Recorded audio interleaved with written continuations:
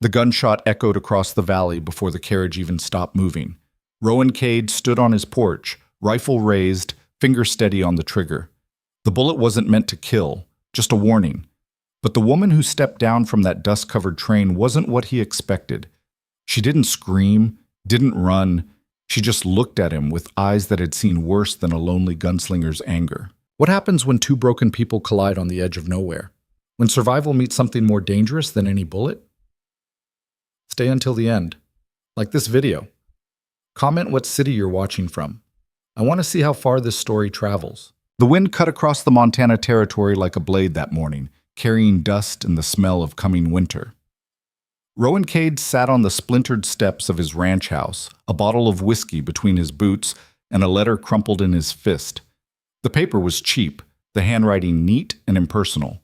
The kind of correspondence that came from agencies back east that specialized in solving problems men like him didn't want to face alone. Miss Maylin will arrive November 14th on the 3:17 train. Payment received in full. Terms accepted. He'd read it a dozen times since it arrived 3 weeks ago, and each time the words felt more foreign. A mail-order bride. Christ. 10 years ago, he would have laughed at the idea. 10 years ago, he'd had a wife, a daughter, a life that meant something beyond just waking up and going through the motions. Now he had a ranch that barely turned a profit, a town that tolerated him at best, and nights so quiet they made his skull ache. The whiskey burned going down. He told himself this was practical, nothing more. He needed help with the place. Someone who could cook, mend, keep the house from falling apart, while he worked himself half to death trying to make the land produce something other than dust and stubborn grass. The agency promised capable women.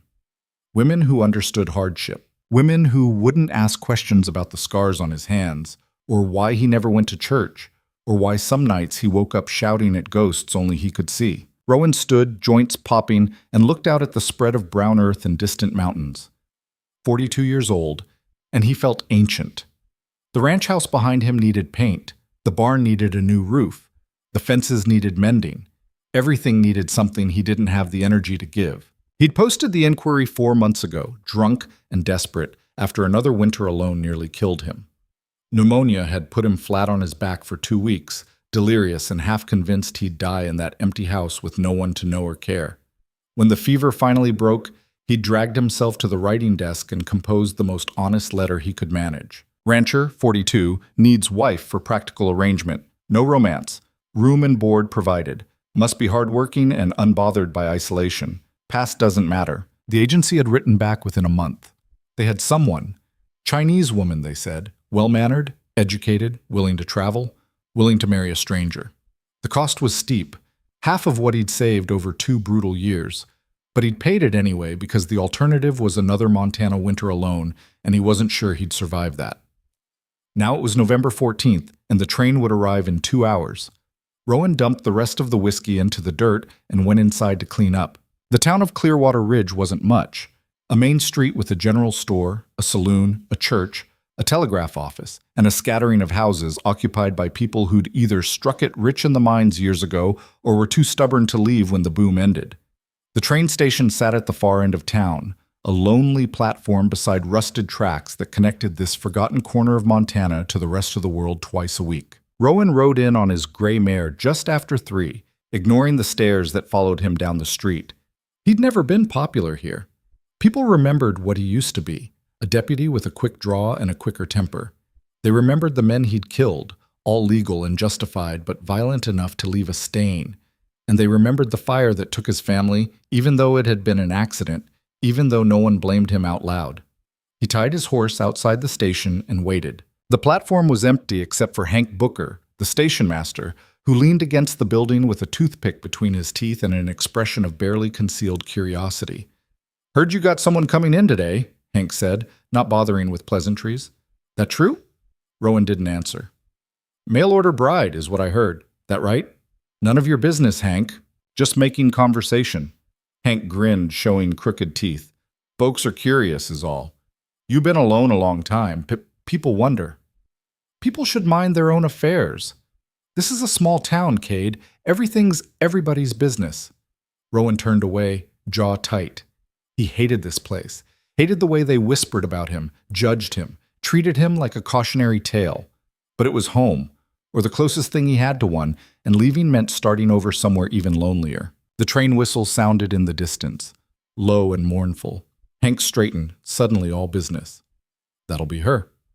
Rowan's heart kicked against his ribs. He told himself it was just nerves, practical nerves. This was a transaction, nothing more. A woman who needed a home, a man who needed help. Simple, clean, no complications. The train rumbled into view, black smoke pouring from its stack, brakes squealing as it slowed. It was a short train, just an engine, 2 passenger cars, and a cargo car at the back. It hissed to a stop, steam billowing across the platform. The door to the second car opened. A porter stepped out first, a young black man in a neat uniform who set down a wooden step and offered his hand to someone inside. A moment later, a woman appeared. Rowan's breath caught. She was Chinese, just as the agency had said, but that single word hadn't prepared him for the reality of her. She was small, maybe 5'3", dressed in a deep blue traveling dress that looked expensive and out of place in this dusty corner of nowhere. Her black hair was pulled back in an intricate style he didn't have words for, and her face, Christ, her face. She was beautiful in a way that made him forget to breathe. High cheekbones, dark eyes that swept across the platform with something between caution and defiance, full lips pressed into a neutral line. She moved with a kind of controlled grace that suggested she was used to being watched, used to being judged. The porter helped her down, and she stood there for a moment, one gloved hand resting on a small leather traveling case, taking in her surroundings with an expression that gave away nothing. Rowan forced himself to move. His boots sounded too loud on the wooden platform as he crossed toward her. She turned at his approach, and their eyes met. For a long second, neither of them spoke. "Mei Lin?" His voice came out rougher than he intended. "Yes." Her English was perfect, barely accented. "You are Mr. Cade?" "Rowan. Just Rowan." She studied him with those unreadable dark eyes, and he had the uncomfortable sensation of being measured and found wanting. She didn't smile, didn't extend her hand, just stood there, waiting. "You have other luggage?" he asked. "One trunk. The porter is retrieving it." Awkward silence settled between them. Rowan became acutely aware of Hank watching from the station entrance, probably memorizing every detail to share at the saloon later. A few other townspeople had wandered over, drawn by curiosity, and their murmurs carried across the platform. "Is she Chinese? Lord have mercy, he really did it. What's a woman like that doing out here?" Mei Lin's expression didn't change, but something tightened around her eyes. Rowan felt a flash of anger on her behalf, which surprised him. "Let's get your trunk," he said, more curtly than necessary. The porter brought out a medium-sized trunk, beaten and travel-worn. Rowan hefted it, heavier than it looked, and carried it to where his horse waited. He tied it down while Mei Lin followed at a careful distance, her traveling case still clutched in one hand. The watching crowd had grown. Martha Henley from the general store stood with her arms crossed, face pinched with disapproval. Tom Briggs, who owned the saloon, leaned against a post with unconcealed interest. Even Reverend Paulson had appeared, his expression troubled. "Mr. Cade," the Reverend called out. "A word?" Rowan ignored him, focusing on securing the trunk. But Paulson wasn't easily deterred. He crossed the street, his black coat flapping in the wind. "I hope you've considered the implications of this arrangement," Paulson said quietly. "The moral implications." "Not now," Rowan growled. "The church could help facilitate a proper courtship. There's no need for such a business transaction." "I said not now." Mei Lin stood perfectly still through this exchange, face blank, but Rowan caught the slight stiffening of her shoulders. She understood exactly what was being said about her, about both of them. He finished with the trunk and turned to Paulson. "This is legal and none of your concern. We clear?" The Reverend's face reddened. "The Lord's business is—" "I don't care." Rowan's voice dropped to something cold and flat, the tone he'd used as a deputy when warning men to walk away. "Go back to your church." Paulson opened his mouth, closed it, then retreated with a shake of his head. The crowd dispersed slowly, reluctantly, still whispering. Rowan turned to Mei Lin. "You ride?" "Adequately. Town's got one spare horse for rent, or you can ride with me. Your choice." She looked at the gray mare, then at him. Something flickered across her face. Calculation, maybe, or resignation. I will ride with you. He helped her up first, then swung into the saddle behind her. She sat stiff and straight, careful not to lean against him, and he tried to ignore the faint scent of jasmine that rose from her hair. They left Clearwater Ridge in silence, heading west toward the ranch, and behind them, Rowan could feel the weight of 100 judgments following like a shadow. The ride took an hour across rough, open country. The land was brown this time of year, the grass brittle and pale, the few trees that dotted the landscape already bare. Mountains rose in the distance, snow-capped and indifferent. The wind never stopped, carrying the smell of sage and cold earth. Maylin said nothing during the journey. She sat rigid in front of him, her back never touching his chest, her hands folded carefully in her lap. Rowan didn't try to make conversation. What would he say? Welcome to nowhere? Hope you don't regret this? The ranch came into view just as the sun started its descent toward the western peaks. It wasn't much. A small house with a covered porch, a barn that leaned slightly to one side, a chicken coop, and a few outbuildings scattered across 20 acres of stubborn land. A creek ran through the eastern section, usually reliable for water. Fences marked property lines but needed constant repair. It was a lonely place. Rowan knew that. Isolated, hard, unforgiving. But it was his. He dismounted first, then helped Maylin down. She stood for a moment looking at the house, and he tried to see it through her eyes, the peeling paint, the sagging porch, the windows that needed washing. It must have looked like a prison. It's not much, he said, surprising himself by feeling the need to explain. But it's solid. Roof doesn't leak. Stove works. I see. Her tone was neutral, impossible to read. He untied her trunk and carried it inside. The house was simple. One main room that served as kitchen and living area, a bedroom off to the side, and a small loft above that he'd turned into storage. Everything was clean but sparse. A table with 2 chairs, a wood stove, shelves with canned goods and basic supplies. No decoration, no warmth. Maylin followed him in, her traveling case still in her hand, and looked around with that same unreadable expression. Bedroom's through there, Rowan said, setting her trunk down. It's yours. I'll sleep out here. She turned to him, one eyebrow raised slightly. We are to be married, are we not? The question caught him off guard. Yeah, but I figured, the agency said you understood this was practical, not romantic, she finished. Yes, I understood, but separate rooms will cause talk in town. He hadn't thought of that. You worried about talk? You should be. Small towns have long memories and sharp tongues. She set her case down beside the trunk. I am not fragile, Mr. Cade. I do not need protection from the reality of this arrangement, but I also do not need additional difficulties from busybodies who think they understand our business better than we do. Fair point. And it told him something about her. She was thinking strategically, looking ahead, anticipating problems. That was smart. Rowan, he said. Call me Rowan, and you're right. We'll figure it out. She nodded once, then turned her attention to the room, taking in every detail with those sharp, assessing eyes. When is the wedding? Day after tomorrow. I arranged it with the justice of the peace. He'll come out here, do the ceremony, file the papers. Simple. I see. She moved to the window, looking out at the barren landscape. What will my duties be? The question was so direct it threw him. Duties? Yes. You brought me here to help with the ranch. What do you need? He ran a hand through his hair, suddenly uncertain. Cooking, mending, keeping the house. Maybe help with the garden come spring. I handle the livestock and the heavy work, but there's always more that needs doing. I won't... He paused, choosing his words carefully. I won't ask more than you're willing to give. You have my word on that. Something shifted in her expression, just barely. Relief, maybe. Or surprise. Thank you. An awkward silence fell. Rowan cleared his throat. You hungry? I can heat up some stew. That would be acceptable.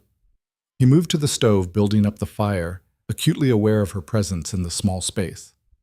She stood by the window still, silhouetted against the fading daylight, and he found himself stealing glances at her when he thought she wasn't looking. Questions crowded his mind.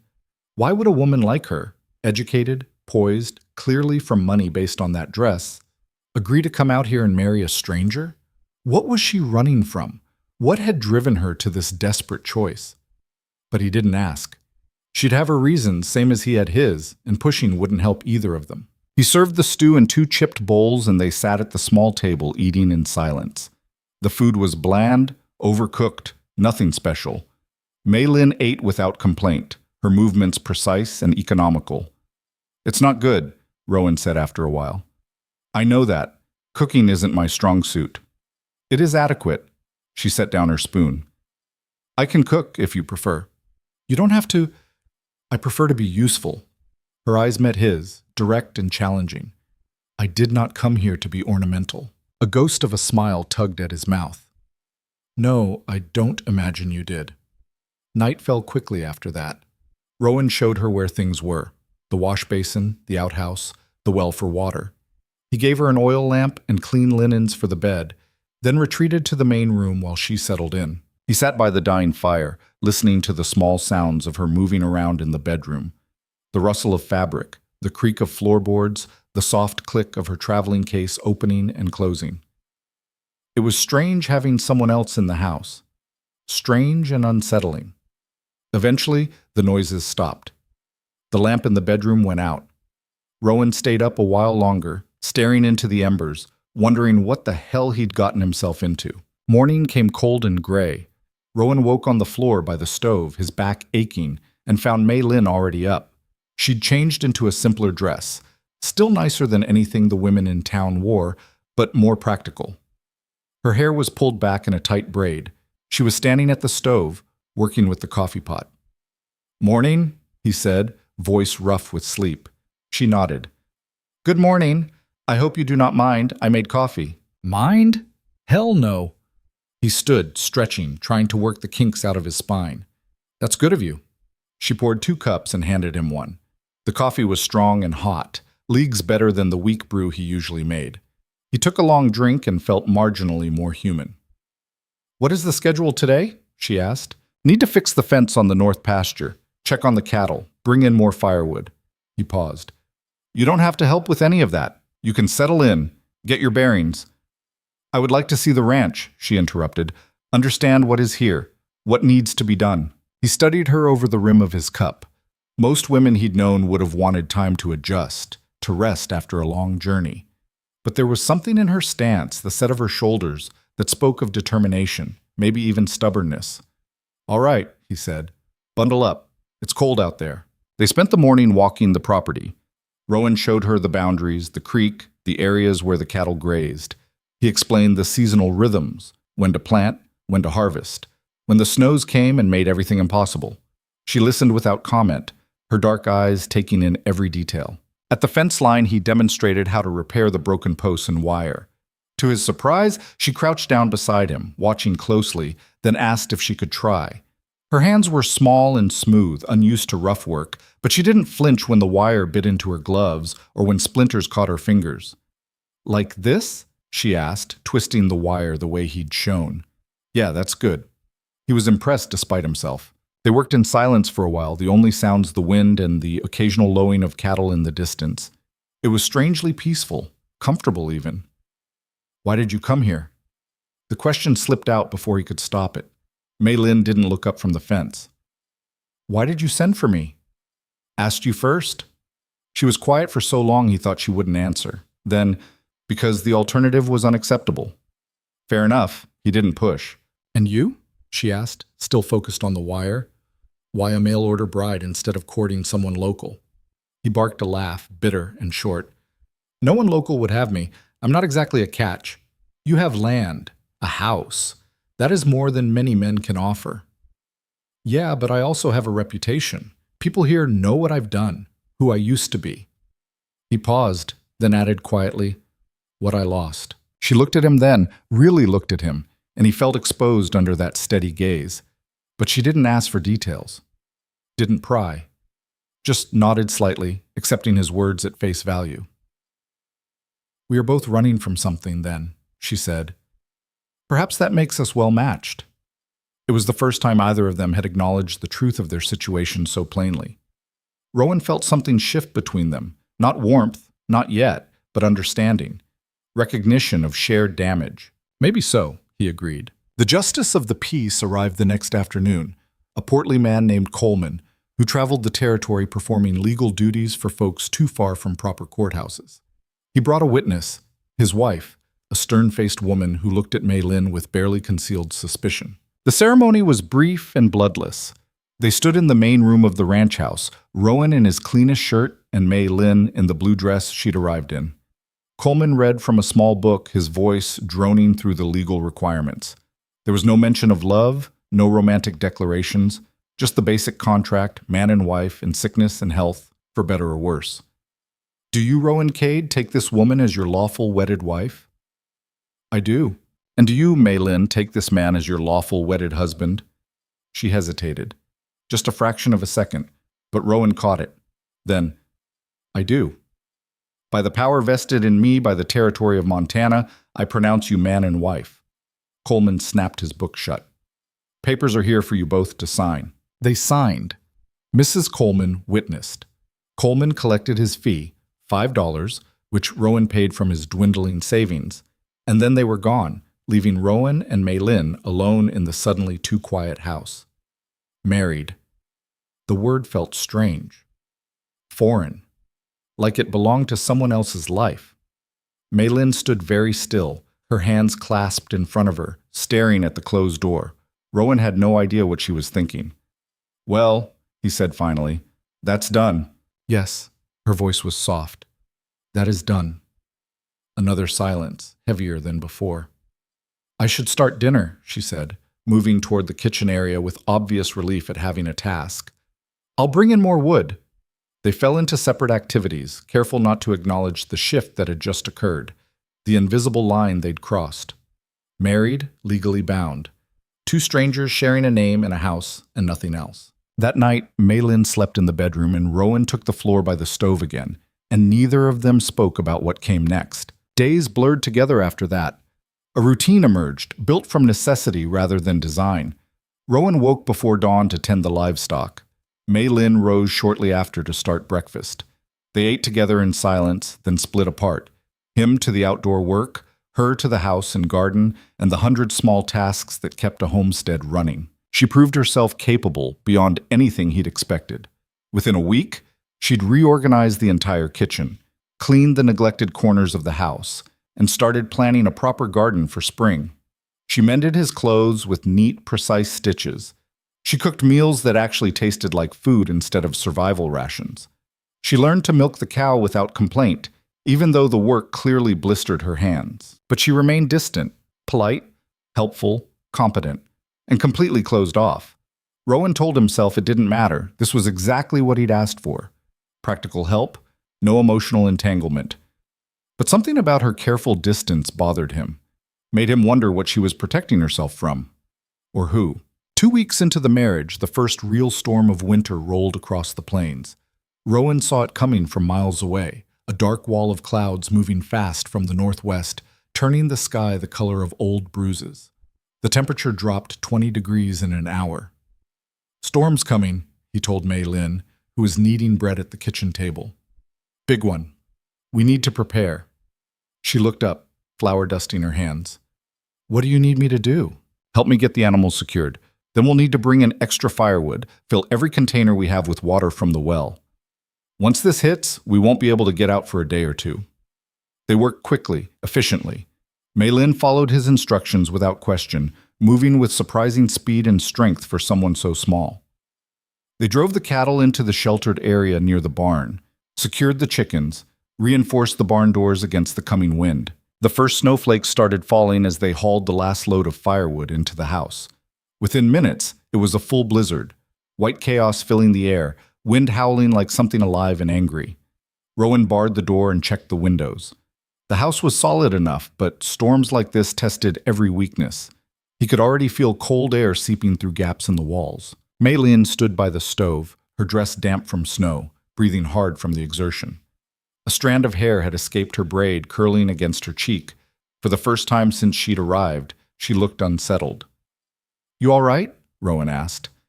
I have never seen snow like this. Where you from? It doesn't snow.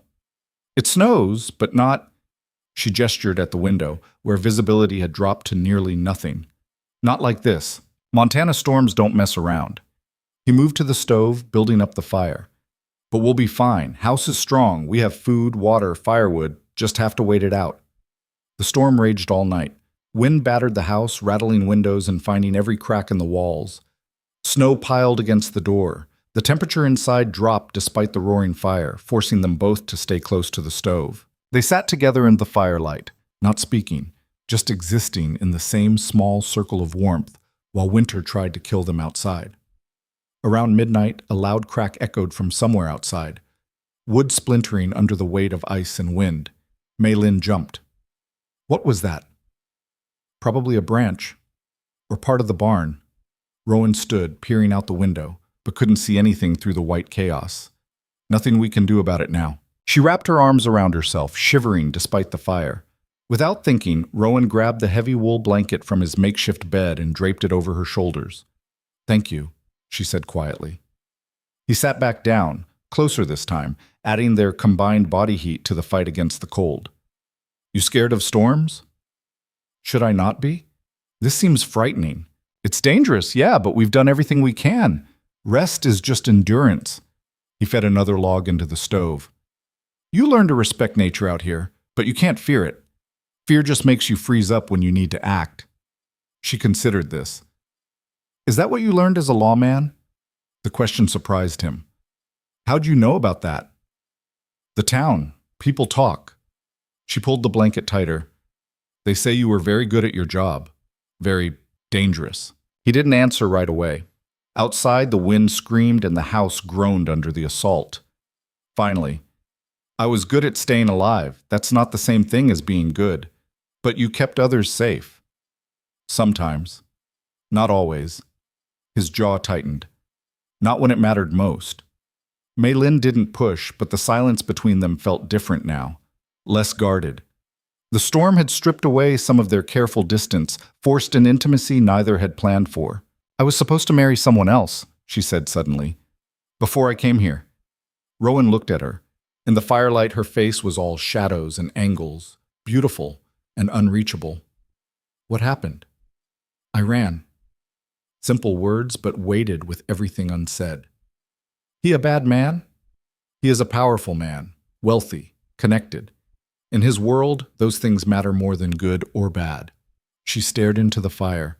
My father owed him money, a great deal of money. The marriage would have settled the debt. Your father sold you.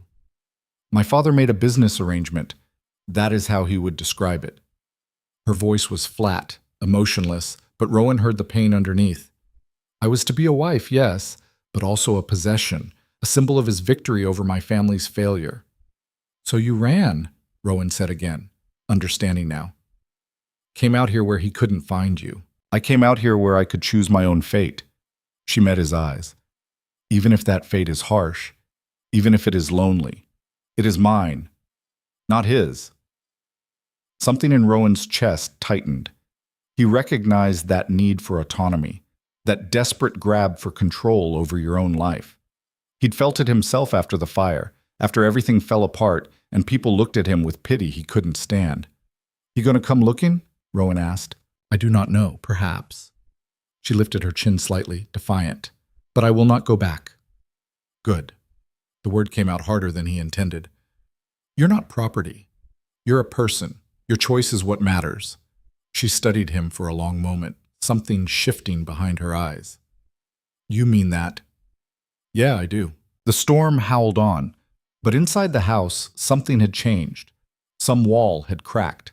They sat together through the night, not touching, but close, sharing warmth and stories and pieces of the truths they'd both been hiding. By dawn, when the storm finally exhausted itself and left the world buried under 3 feet of fresh snow, Rowan realized something that should have terrified him. He was starting to care about this woman. Actually care. Not as a transaction or a practical arrangement, but as a person he wanted to protect, to know. And that was more dangerous than any blizzard. The snow took 3 days to melt enough for Rowan to check the damage. He waded through drifts that came up to his knees, Maylin following in the path he broke, both of them wrapped in every piece of wool they owned.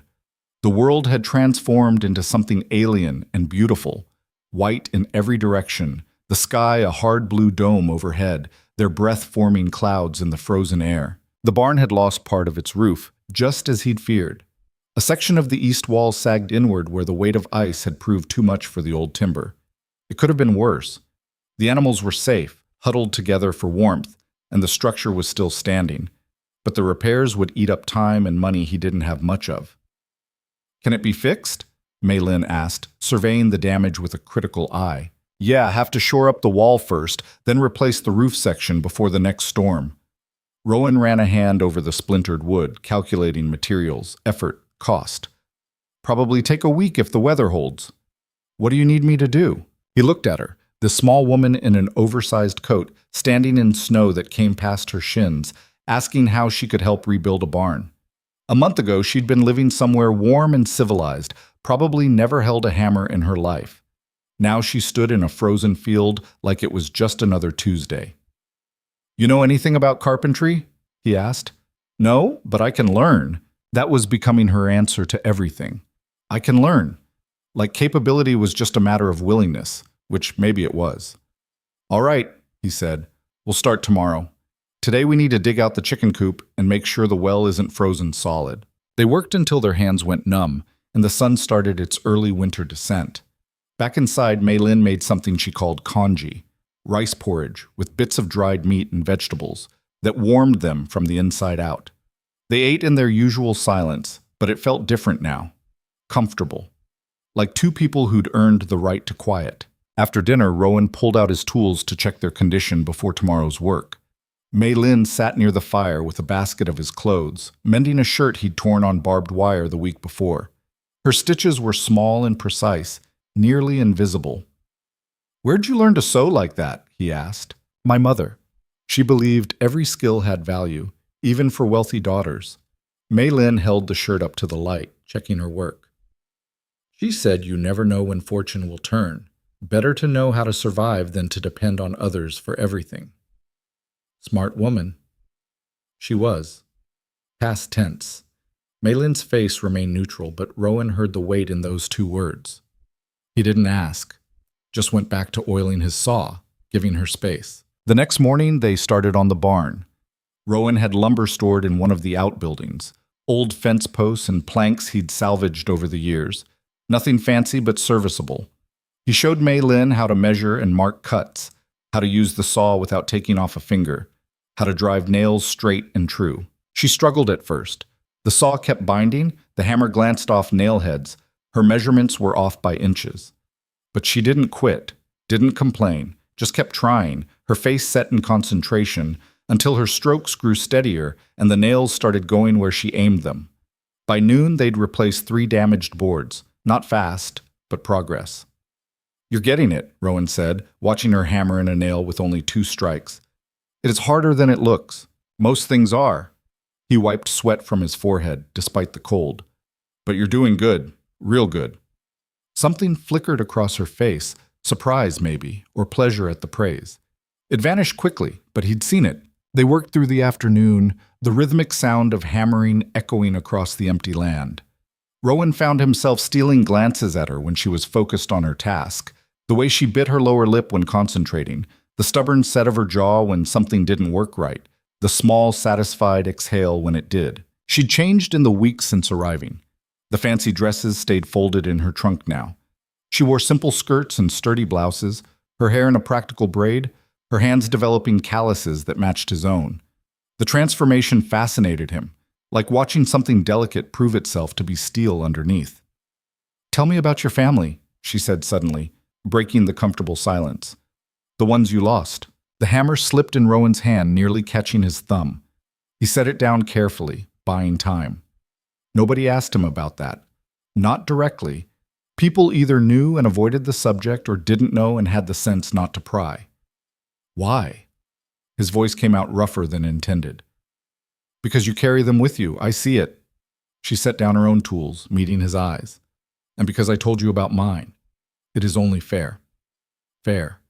As if grief operated on principles of fairness. But she was right. She'd opened a door during the storm, shared pieces of herself she didn't have to. The least he could do was reciprocate. Rowan sat down on a stack of lumber, staring out at the white landscape. "Wife's name was Sarah, Daughter was Emma. She was 4. The words felt like stones in his throat. Fire took them both. 7 years ago this January. How did it start? Lamp oil. I was working late in town, had a prisoner in the jail who needed watching.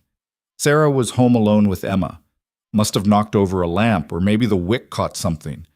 He stopped, the image too vivid even after all this time. By the time I got there, the whole house was burning. I tried to get inside, but the smoke, the heat... His hands clenched into fists. I could hear Emma screaming, just for a minute, then nothing, and I couldn't reach them, couldn't save them. Mei-Lin was quiet for a long moment. When she spoke, her voice was gentle but firm. You would have died too, if you had gone in. Maybe. Probably. Doesn't change the fact that I didn't. He looked at her. That's why I left the deputy job. Why I came out here. Couldn't stay in that town, see those streets every day. Remember how I failed.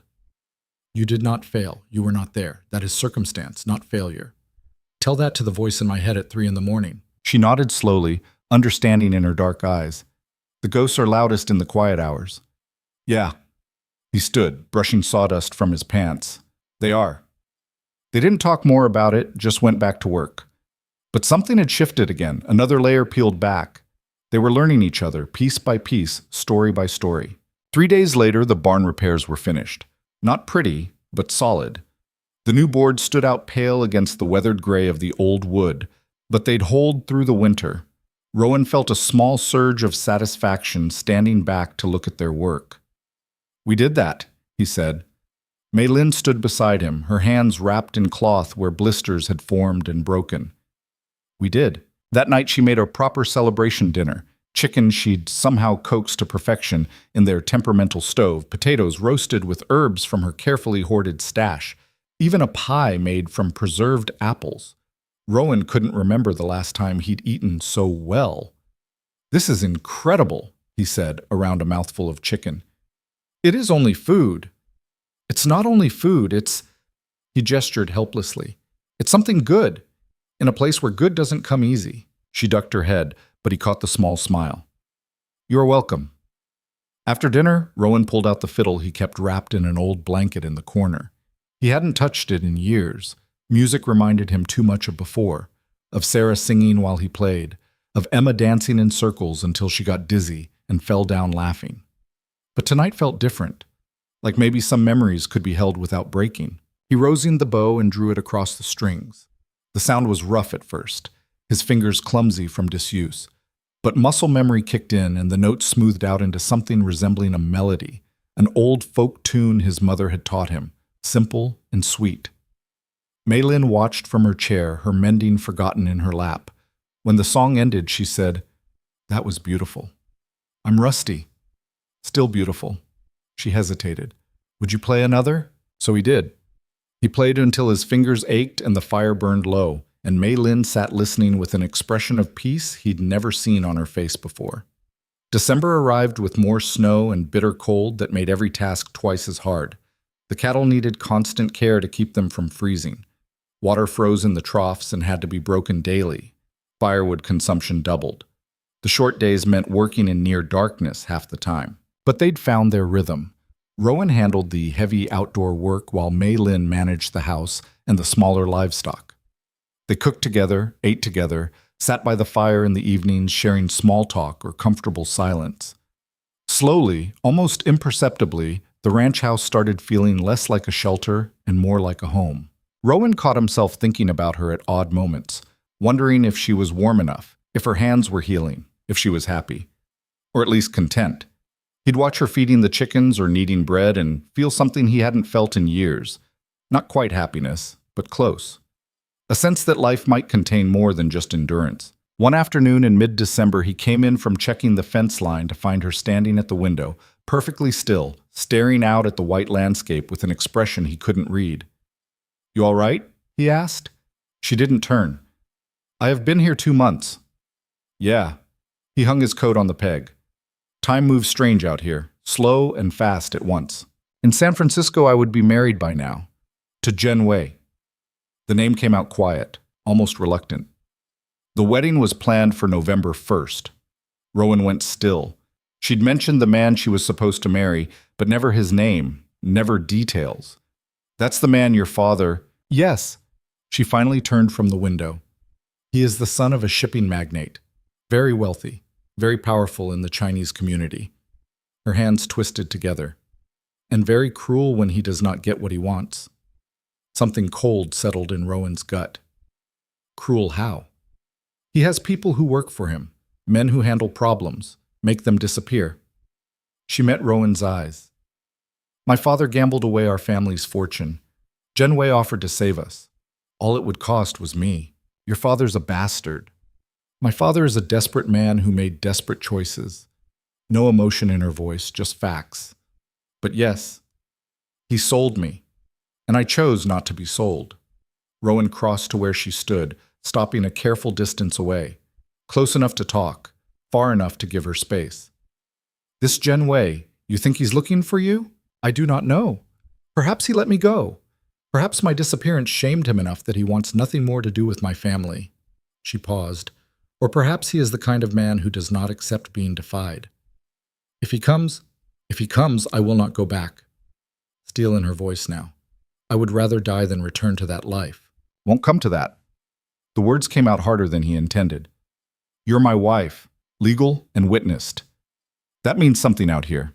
Means I stand between you and anyone who wants to hurt you. She studied his face, searching for something. You would do that? Fight for me? Yeah. And he meant it. Somewhere in the last 2 months, this arrangement had stopped being just practical. She'd become someone he cared about, someone worth protecting. I would. Mei Lin's expression softened, just barely. Thank you. They stood there in the fading afternoon light, not touching but close. And Rowan felt the weight of what he'd just promised. He'd been a deputy once, good with a gun, quick in a fight. But that was years ago. He was older now, slower, probably rustier than he wanted to admit. But if this Genwei came looking, Rowan would make good on his word. He'd already lost one family because he wasn't there. He wouldn't lose another. Christmas came and went without much fanfare. Neither of them were religious, and celebrating felt strange when it was just the two of them in the middle of nowhere. But Mei Lin made a special dinner, and Rowan carved her a small wooden box for her sewing supplies, and it felt like enough. The night after Christmas, they sat by the fire as usual. Mei Lin was reading one of the 3 books Rowan owned, a battered copy of Ivanhoe, while he sharpened his hunting knife. Outside, wind rattled the windows and snow ticked against the glass. Can I ask you something? Mei Lin said without looking up from her book. Sure. Do you regret it? This arrangement? The question caught him off guard. He set down the knife and whetstone. Why would you think that? Because I am not what you expected. Because this is harder than it needed to be. Because... She finally looked at him. Because you got more than you bargained for. Rowan considered his answer carefully. You're right. You're not what I expected. I figured I'd get someone who'd keep house and stay out of my way. Someone simple. He saw her flinch slightly, but he kept going. But you're not simple. You're complicated and stubborn, and you ask questions and you refuse to quit even when things are hard. He leaned forward, elbows on his knees. And no, I don't regret it. You've made this place better, made my life better. I should be asking if you regret coming here. I do not regret it. No hesitation. This is hard, yes. Cold and isolated and nothing like my life before. But it is mine. And you... She paused, choosing her words. You treat me like a person, an equal. That is not something I have had before. That all you want? To be treated like a person? That is not a small thing, Rowan. For women like me, that is everything. He understood that, respected it. But he also felt the pull of something more, something neither of them had named yet. The way his heart kicked when she smiled, the way he looked for excuses to be near her, the way her presence had filled the empty spaces in this house and in him. What if I wanted more? The words came out before he could stop them. Mei Lin went very still. More? More than just an arrangement. More than just practical. He forced himself to meet her eyes. What if I wanted something real? She set the book down slowly, her face unreadable. What are you saying? I'm saying... He ran a hand through his hair, frustrated with his own inability to articulate this. I'm saying I care about you, not as a housekeeper or a business arrangement, as a person, as my wife. And I think maybe you feel something too. Silence stretched between them, heavy and uncertain. I do, she said finally, so quiet he almost missed it. Feel something, but I do not know what to do with it. We could figure it out together, or we could ruin what we have built. Her hands twisted in her lap. This works, Rowan. We work. What if trying for more breaks everything? Fair point, and scary as hell. But Rowan had spent 7 years living half a life, too afraid to want anything beyond basic survival. Maybe it was time to risk something. Or what if it makes everything better, he countered. She looked at him for a long moment, emotions flickering across her face too fast to name. Then she stood and crossed to where he sat. Before he could react, she leaned down and kissed him. It was brief, barely more than a brush of lips, but it sent electricity through his entire body. When she pulled back, her cheeks were flushed. That is my answer, she said. But slowly. We go slowly. Slowly, he agreed, his heart hammering. I can do slowly. She smiled then, really smiled, and it transformed her face into something radiant. Good. That night, she stayed with him by the fire instead of retreating to the bedroom.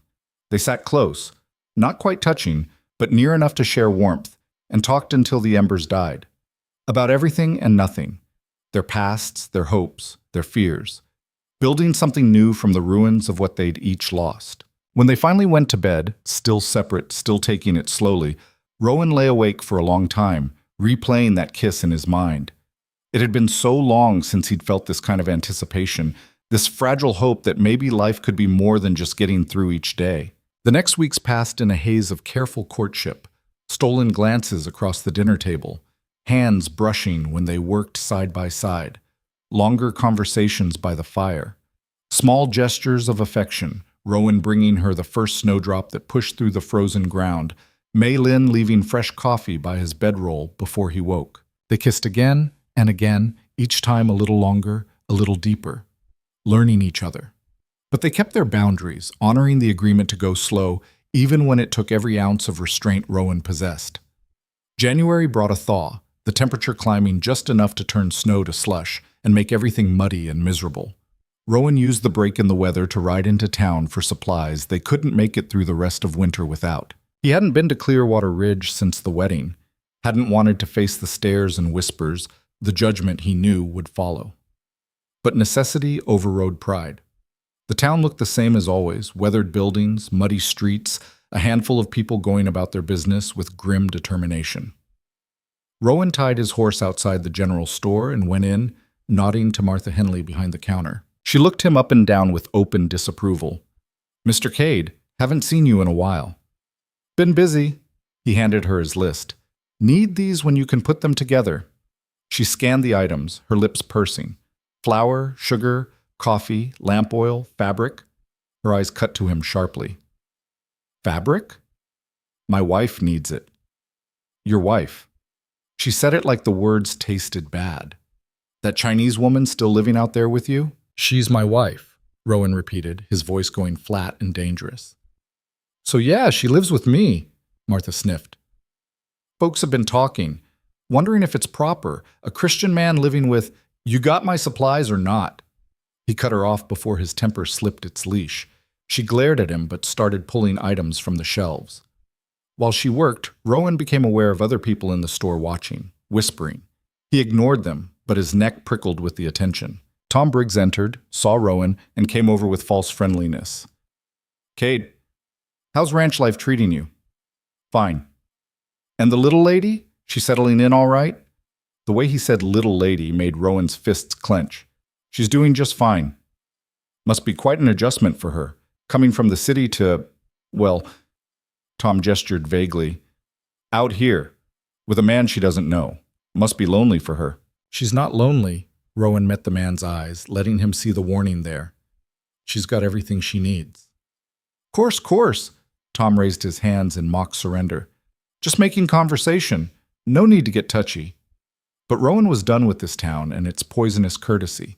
He paid for the supplies, loaded them on his horse, and got the hell out before he said something that would cause real problems. Riding home, his anger cooled into something darker.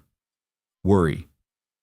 Mei Lin had been right. Small towns had long memories and sharp tongues. And the way they talked about her, the suspicion and casual racism underneath the polite words, it made him sick. If her past came calling, would anyone in Clearwater Ridge help?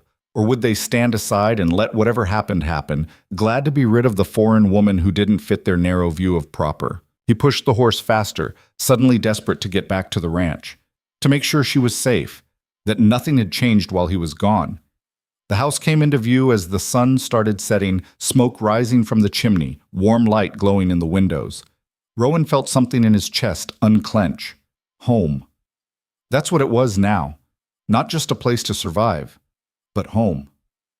He found Mei Lin in the kitchen, pulling bread from the oven. She looked up when he entered, her face brightening. "You are back. I was beginning to worry." Town took longer than expected. He set the supplies on the table and pulled out the fabric. "Got what you asked for." She came over to examine it, running her fingers over the material with obvious pleasure. "This is perfect. Thank you." He wanted to tell her about the whispers, the looks, the casual cruelty masquerading as concern. But she looked so happy with the simple gift of fabric that he couldn't bring himself to ruin the moment. "You're welcome," he said instead, and kissed her forehead. She leaned into him, and for a minute they just stood there in the warm kitchen, holding each other, and the outside world didn't matter. But Rowan couldn't shake the feeling that their peace was temporary, that somewhere out there trouble was coming. He just didn't know it would arrive so soon. The carriage appeared 3 days later, rolling across the frozen landscape like something from a fever dream.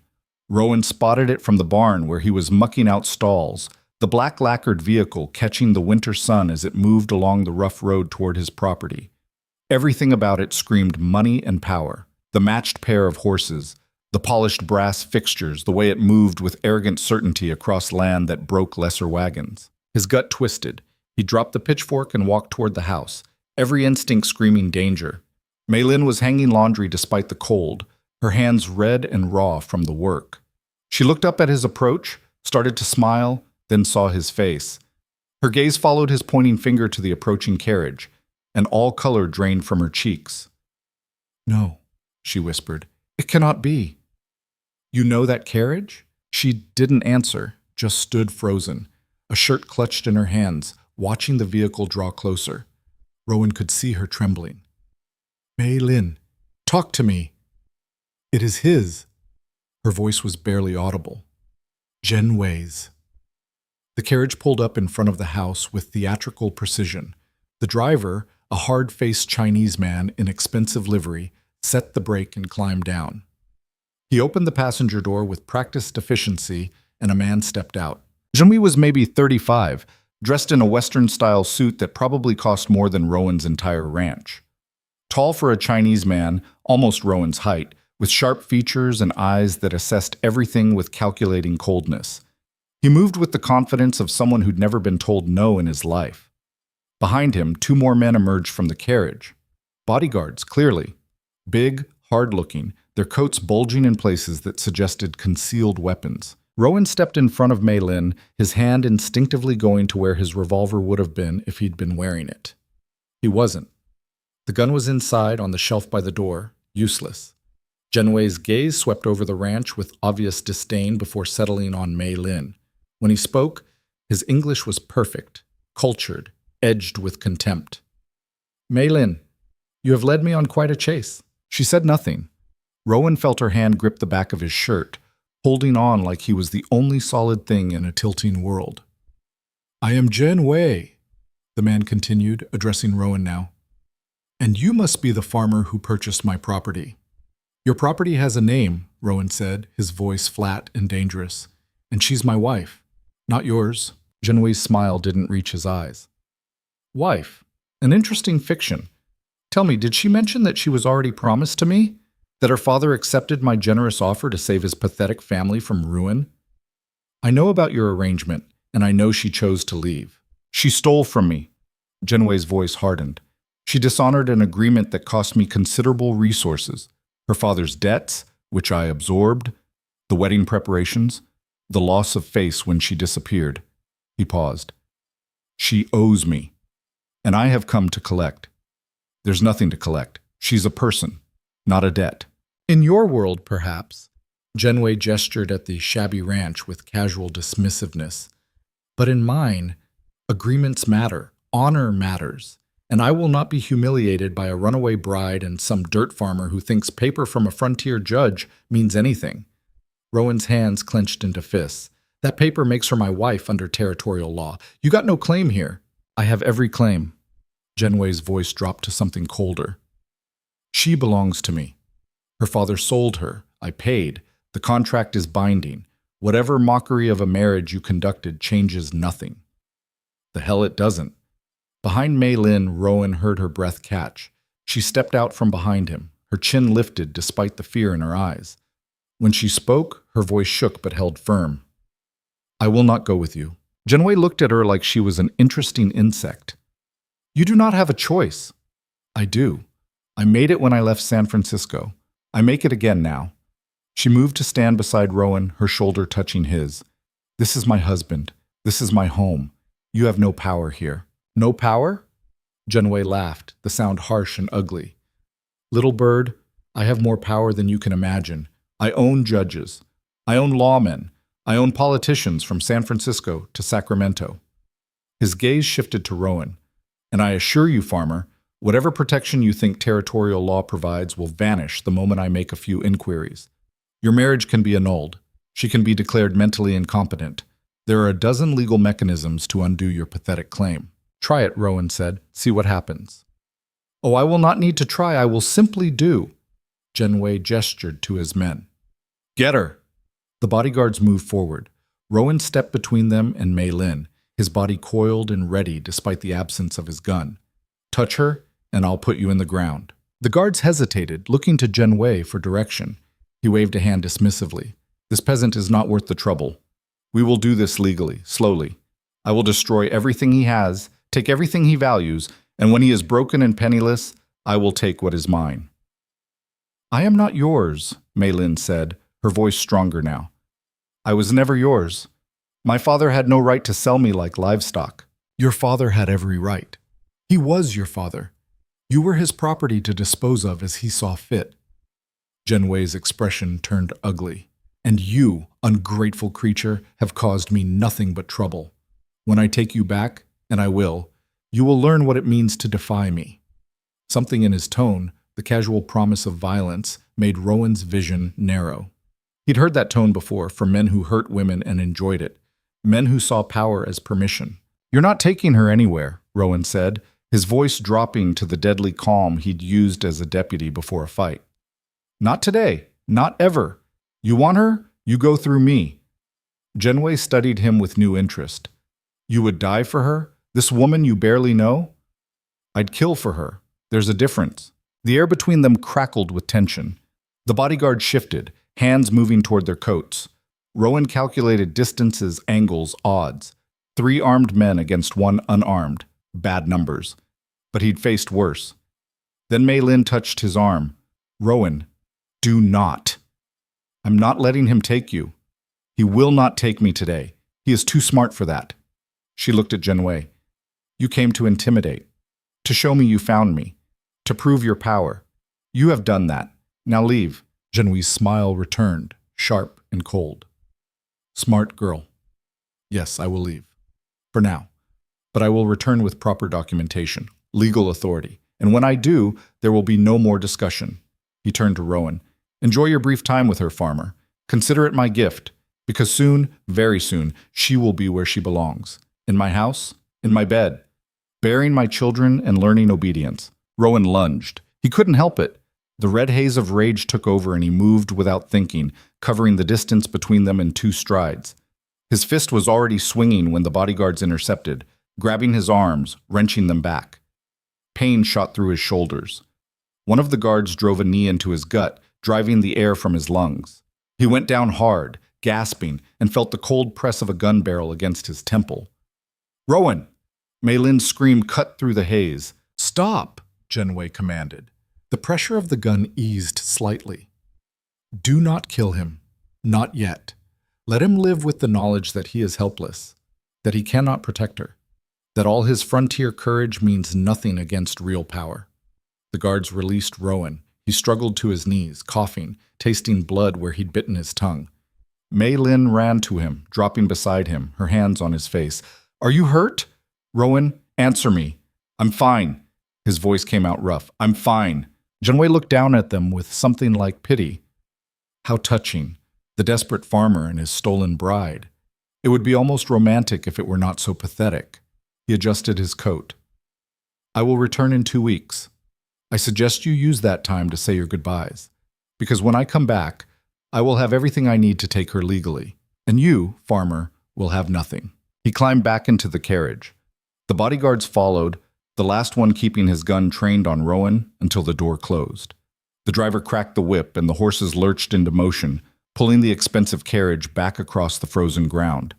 Rowan and Mei Lin stayed kneeling in the dirt, watching until it disappeared from sight. Only then did she let out a sob, her whole body shaking. "I am sorry. I am so sorry. I brought this to you. Stop." He pulled her against him, ignoring the pain in his ribs. "This isn't your fault. He will come back. He will take me. He has the money, the connections. I don't care how much money he has. I don't care who he knows." Rowan pulled back to look at her, making sure she saw the conviction in his eyes. "You're not going with him. I don't care what papers he brings, what judges he bribes. You're my wife, and I protect what's mine. You cannot fight him. You saw he will destroy you. Then he destroys me. But he doesn't get you." Rowan stood, pulling her up with him. "Come on, we need to prepare." "Prepare how? He has power we cannot match." "Power isn't just money and connections." Rowan's mind was already working, falling into old patterns from his deputy days. Assess the threat, identify weaknesses, plan the defense. He thinks this is about law and paperwork, but if he comes back trying to take you by force, that's something else. That's something I can handle. She looked at him, hope and fear warring in her expression. "What are you going to do?" "Whatever I have to." They went inside. Rowan retrieved his gun from the shelf, checked the load, then pulled out his old deputy's rig from the trunk where he'd buried it years ago. The leather was stiff from disuse, but still serviceable. He strapped it on, feeling the familiar weight settle against his hip. Mei Lin watched him transform, seeing something she hadn't seen before. The way he moved changed, more purposeful, more dangerous. This wasn't the quiet rancher who fixed fences and fed cattle. This was the man who'd been fast enough and hard enough to survive as a lawman in rough country. "You were very good at this," she said quietly, "being a deputy. I was fast, and I was mean when I needed to be." He practiced his draw a few times, muscle memory returning despite the years, still quick. Maybe not as quick as he'd been at 25, but quick enough. "But I gave it up for a reason. This life," he gestured at the gun, "it costs. Sometimes more than you can afford to pay. And now you will go back to it. For me. For us." He met her eyes. "I'm not losing you. Not to him. Not to anyone." She crossed to him, put her hands on his chest. "He has guards. Professional fighters. You are one man. One man who's protecting his home. That counts for something." He covered her hands with his. "Besides, I got a few advantages he doesn't know about. Such as, I know this land. Every approach. Every sight line. Every place to take cover. He'll be coming to me, on my ground, where I set the terms." Rowan's jaw tightened. "And I've got nothing to lose. Man with nothing to lose is the most dangerous kind. You have me to lose. Which is why I'll win." The certainty in his voice steadied her. She nodded slowly. "What do you need me to do?" Over the next 2 weeks, they turned the ranch into a fortress. Rowan reinforced the doors and shutters, positioned supplies strategically throughout the house, cleared sight lines around the buildings. He taught Mei Lin to load and fire his spare rifle, watching her face set with determination as she practiced. She wasn't a natural shot, but she learned fast and didn't flinch at the recoil. At night they planned, going over scenarios, contingencies, what-ifs. What if Genwei brought more men? What if he came at night? What if he tried to burn them out? For every possibility, Rowan worked out a response. But underneath the preparation, fear gnawed at him. Genwei had been right about one thing. He had power that extended far beyond this isolated ranch. Money could buy a lot of things, including legal judgments and corrupt officials. Even if Rowan won a physical confrontation, the legal battle might destroy them anyway. Still, he kept those doubts to himself. Mei Lin needed his strength, his certainty, so he gave it to her, even when his own conviction wavered in the dark hours before dawn. They also grew closer in those tense days. The threat hanging over them burned away the last pretense, the last careful distance. They shared the bed now, holding each other through the night, taking comfort in presence and warmth. Not making love yet. That still felt too rushed, too much like desperation, but intimate in other ways. Learning to be together without fear or reservation. "Tell me about Sarah," Mei Lin said one night, her head on his chest. "Really tell me. Not just how she died, but who she was." So he did. He talked about Sarah's laugh, her terrible singing voice, the way she could make anything grow.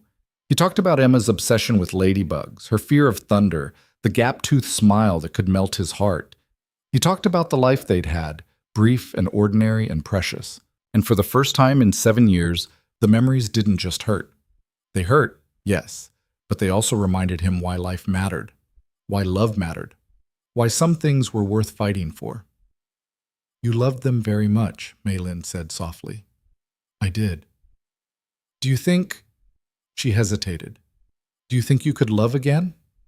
He turned to look at her, seeing vulnerability in her face that she rarely showed. "I think I already do." Her breath caught. "Rowan, I love you." The words came easier than he'd expected. "I don't know when it happened. Maybe that first night in the storm. Maybe when you hammered your first nail crooked and refused to give up. Maybe it's been happening all along, piece by piece. But I love you, and that's why I'll fight. Why I'll win." Tears spilled down her cheeks. "I love you too. I was afraid to say it. Afraid it would make losing you worse if everything fell apart. We're not falling apart. We're standing together." He kissed her forehead. "And we're going to win." The 14th day arrived cold and clear.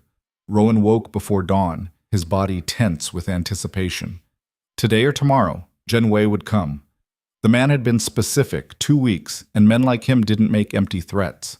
He went through his morning routine with extra care, checked his guns, verified ammunition, positioned everything exactly where he'd need it. Mei Lin moved around the house doing the same, her face calm but her hands shaking slightly. "You remember the plan?" Rowan asked over breakfast. "Stay inside unless you call for me. If they breach the house, go out the back window to the barn. Ride for town and get the sheriff." "Right. And if I go down, you will not go down. Mei Lin, if I go down, you run. Don't try to help me. Just run. Promise me." She looked at him for a long moment, then nodded. "I promise." They didn't have to wait long. Around noon, Rowan spotted dust on the horizon. Not just one carriage this time, several vehicles, plus men on horseback. At least a dozen riders, maybe more. "He brought an army," Mei Lin whispered from the window. "He brought hired guns, there's a difference." Rowan buckled on his gun belt, his face set and hard. "Stay inside, no matter what happens, stay inside." The procession drew closer. Genwei's lacquered carriage led the way, flanked by rough-looking men on horseback, cowboys, gunfighters, the kind of violent men you could rent for the right price. Behind them came a second carriage, probably carrying more bodyguards. They stopped at the property line, just out of rifle range. Smart, cautious. Genwei climbed out, holding a rolled document. Even at this distance, Rowan could see the smug satisfaction on his face. "Mr. Cade," Genwei's voice carried across the cold air, "I have returned as promised, with proper legal authority." He unrolled the document with theatrical flourish. "An annulment of your sham marriage signed by a federal judge. A warrant for Mei Lin's return to San Francisco to face charges of theft and fraud. And a restraining order preventing you from interfering with her lawful removal." Rowan stepped out onto the porch, his hand resting casually on his gun. "Those papers mean shit out here. They mean everything everywhere. This is the law, farmer. You cannot fight the law. Watch me." Genwei's smile faded. "You are making a mistake. I have given you every opportunity to surrender gracefully. But if you insist on violence," he gestured to the armed men, "I have brought men who specialize in such things. You are one man. You cannot win." "Maybe not, but I'll take enough of you with me that you'll wish you'd stayed in San Francisco. Rowan's voice dropped to something cold and final. Last chance. Turn around. Leave. Don't come back. I am taking what is mine. She's not yours. She's never been yours. And she never will be. Genway's face twisted with rage. Kill him! Kill him and bring me the woman! The hired guns spurred their horses forward, a dozen armed men charging across open ground toward one man standing on a porch. Suicide odds. Impossible odds. Rowan drew. His hand moved in a blur of motion, the gun clearing leather and firing before the first rider had covered half the distance. The shot echoed across the valley, and the lead rider jerked backward, tumbling from his saddle. Rowan fired again. Again. Methodical. Precise. Each shot finding its target. Men fell. Horses screamed. Chaos erupted as the charge faltered, the hired gun suddenly realizing they were facing someone who actually knew how to use a gun. He dove behind the porch railing as return fire peppered the house, wood splintering around him. Rolling, he came up firing through the gaps, his shots measured and deliberate. Another man went down. Then another. Inside, Mei Lin watched through the window, her hands pressed to her mouth. She'd never seen violence like this. Never seen Rowan like this. Cold, efficient, deadly. This was the man he'd been before grief and isolation. This was the deputy who'd survived rough country and rougher men. The hired guns scattered, taking cover behind their horses and wagons, firing wild shots that did more damage to the landscape than to Rowan. He'd chosen his position well. The porch gave him cover and elevation, forcing them to shoot uphill while he picked them off methodically. But numbers mattered, and they had numbers. Rowan counted 8 men still standing, maybe 9, and he was pinned down with limited ammunition. One of the gunfighters tried to flank around the barn. Rowan saw the movement and fired, missing but driving the man back into cover. But while he was distracted, 2 more rushed the house from the other side. "Mei Lin!" Rowan shouted. "Get down!" She dropped as bullets shattered the window above her head. Glass rained down and she covered her head with her arms, terror flooding through her. This was it. They were going to die here. Both of them. Then she heard the rifle fire from the barn. Hank Booker, the station master, rose from behind a stack of hay bales and fired again. Tom Briggs appeared from the other side of the barn. Then Martha Henley, of all people, her face grim and determined as she worked the lever of an old Winchester. The townspeople. They'd come. "Figured you might need help," Hank shouted. "No matter what we think of your situation, Cade, you're one of us, and we don't let outside money push our people around." The tide turned. Caught between Rowan's deadly accuracy and the unexpected fire from the barn, the hired guns broke. They ran, abandoning their dead and wounded, scrambling for their horses. Within minutes, the attack was over. Genway stood beside his carriage, his face purple with rage and disbelief. "This is not over. I will bring lawmen. I will bring the army. I will—" "You'll do nothing." Sheriff Coleman rode up from the direction of town, his badge glinting in the winter sun. "Because I just watched you order an armed assault on a lawful citizen's property. That's attempted murder, Mr. Way, federally prosecutable, last I checked. They have no claim to her. The annulment isn't worth the paper it's printed on." Coleman spat tobacco juice. "Judge who signed it got himself arrested last month for bribery and corruption. Every ruling he made in the past year is under review, including yours." Genway's face went from purple to white. "This is... You cannot... I can and I am. Now you got 2 choices. Mount up and ride back to California, or stay here and face charges." Coleman's hand rested on his own gun. "Your call." For a long moment, Genway stood frozen. Then, slowly, the fight drained out of him. He looked at the ranch house, at Mei Lin standing in the doorway beside Rowan, and something ugly twisted his features. "You're welcome to her," he said, his voice dripping venom. "A disobedient wife is worth less than the trouble she causes. Keep her. Let her rot in this frozen wasteland with you." He climbed into his carriage. The driver snapped the reins and they rolled away, the remaining hired guns following at a distance. Within minutes, they were gone, leaving only bodies and blood and the smell of gunpowder in the cold air. Rowan holstered his gun with hands that shook from adrenaline. Mei Lin ran to him, throwing herself into his arms, and he held her tight while the townspeople emerged from cover. "You okay?" Hank asked. Yeah, thanks for the help. Like I said, you're one of us. Hank looked at Mei Lin. Both of you. Martha Henley approached, her face softer than Rowan had ever seen it. I'm sorry, Mrs. Cade, for how I treated you, for what I thought. You've got more courage than most folks I know. Mei Lin nodded, too overwhelmed to speak. The townspeople helped clear the bodies, tended the wounded, restored order. Sheriff Coleman took statements and promised to file charges that would keep Genway tied up in courts for years. By sunset, everything was done and they were alone again. Rowan and Mei Lin stood on the porch in the fading light, looking out at their land. Blood stained the dirt. Bullet holes marked the house. But they were alive. Together. Free. It's really over, Mei Lin said softly. Yeah, it's over. She turned to face him, her hands on his chest. You could have died. For me. Worth it.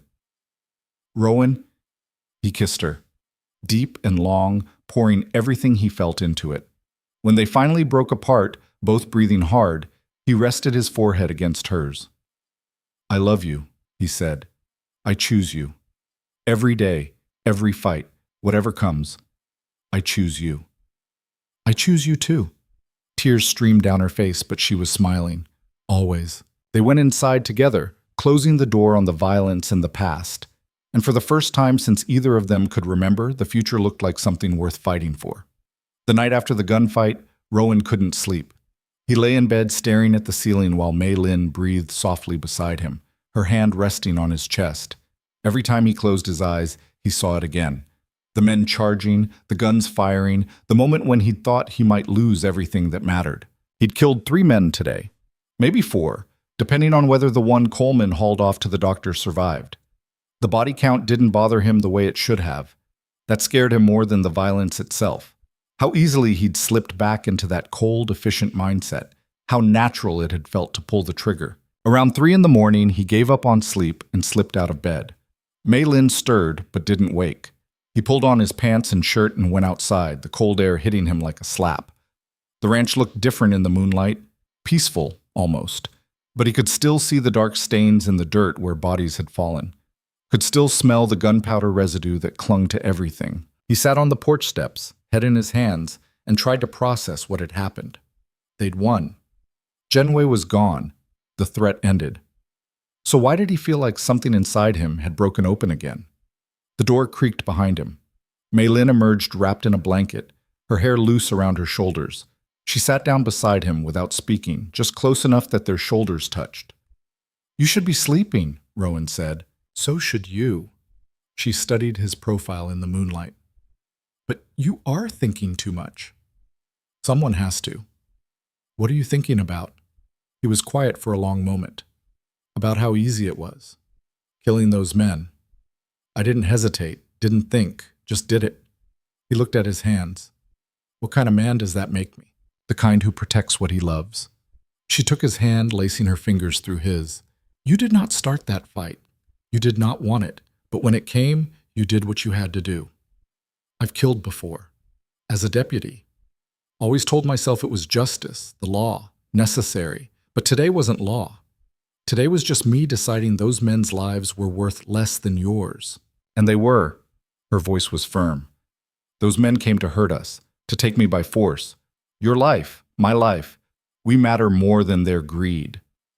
That's a dangerous way to think. Perhaps, but it is also true. She shifted closer, her head resting on his shoulder. You are not a killer, Rowan. You are a protector. There is a difference. He wanted to believe that. Wanted to think the line between the two was clear and bright.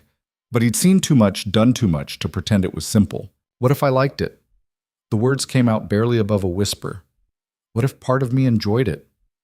Mei Lin was quiet for a moment, then, did you? He searched himself honestly. No, it felt necessary, inevitable, but not good, not enjoyable, just... He struggled for the word. Final. Then you are not what you fear. She lifted her head to look at him. A man who enjoys violence is a monster.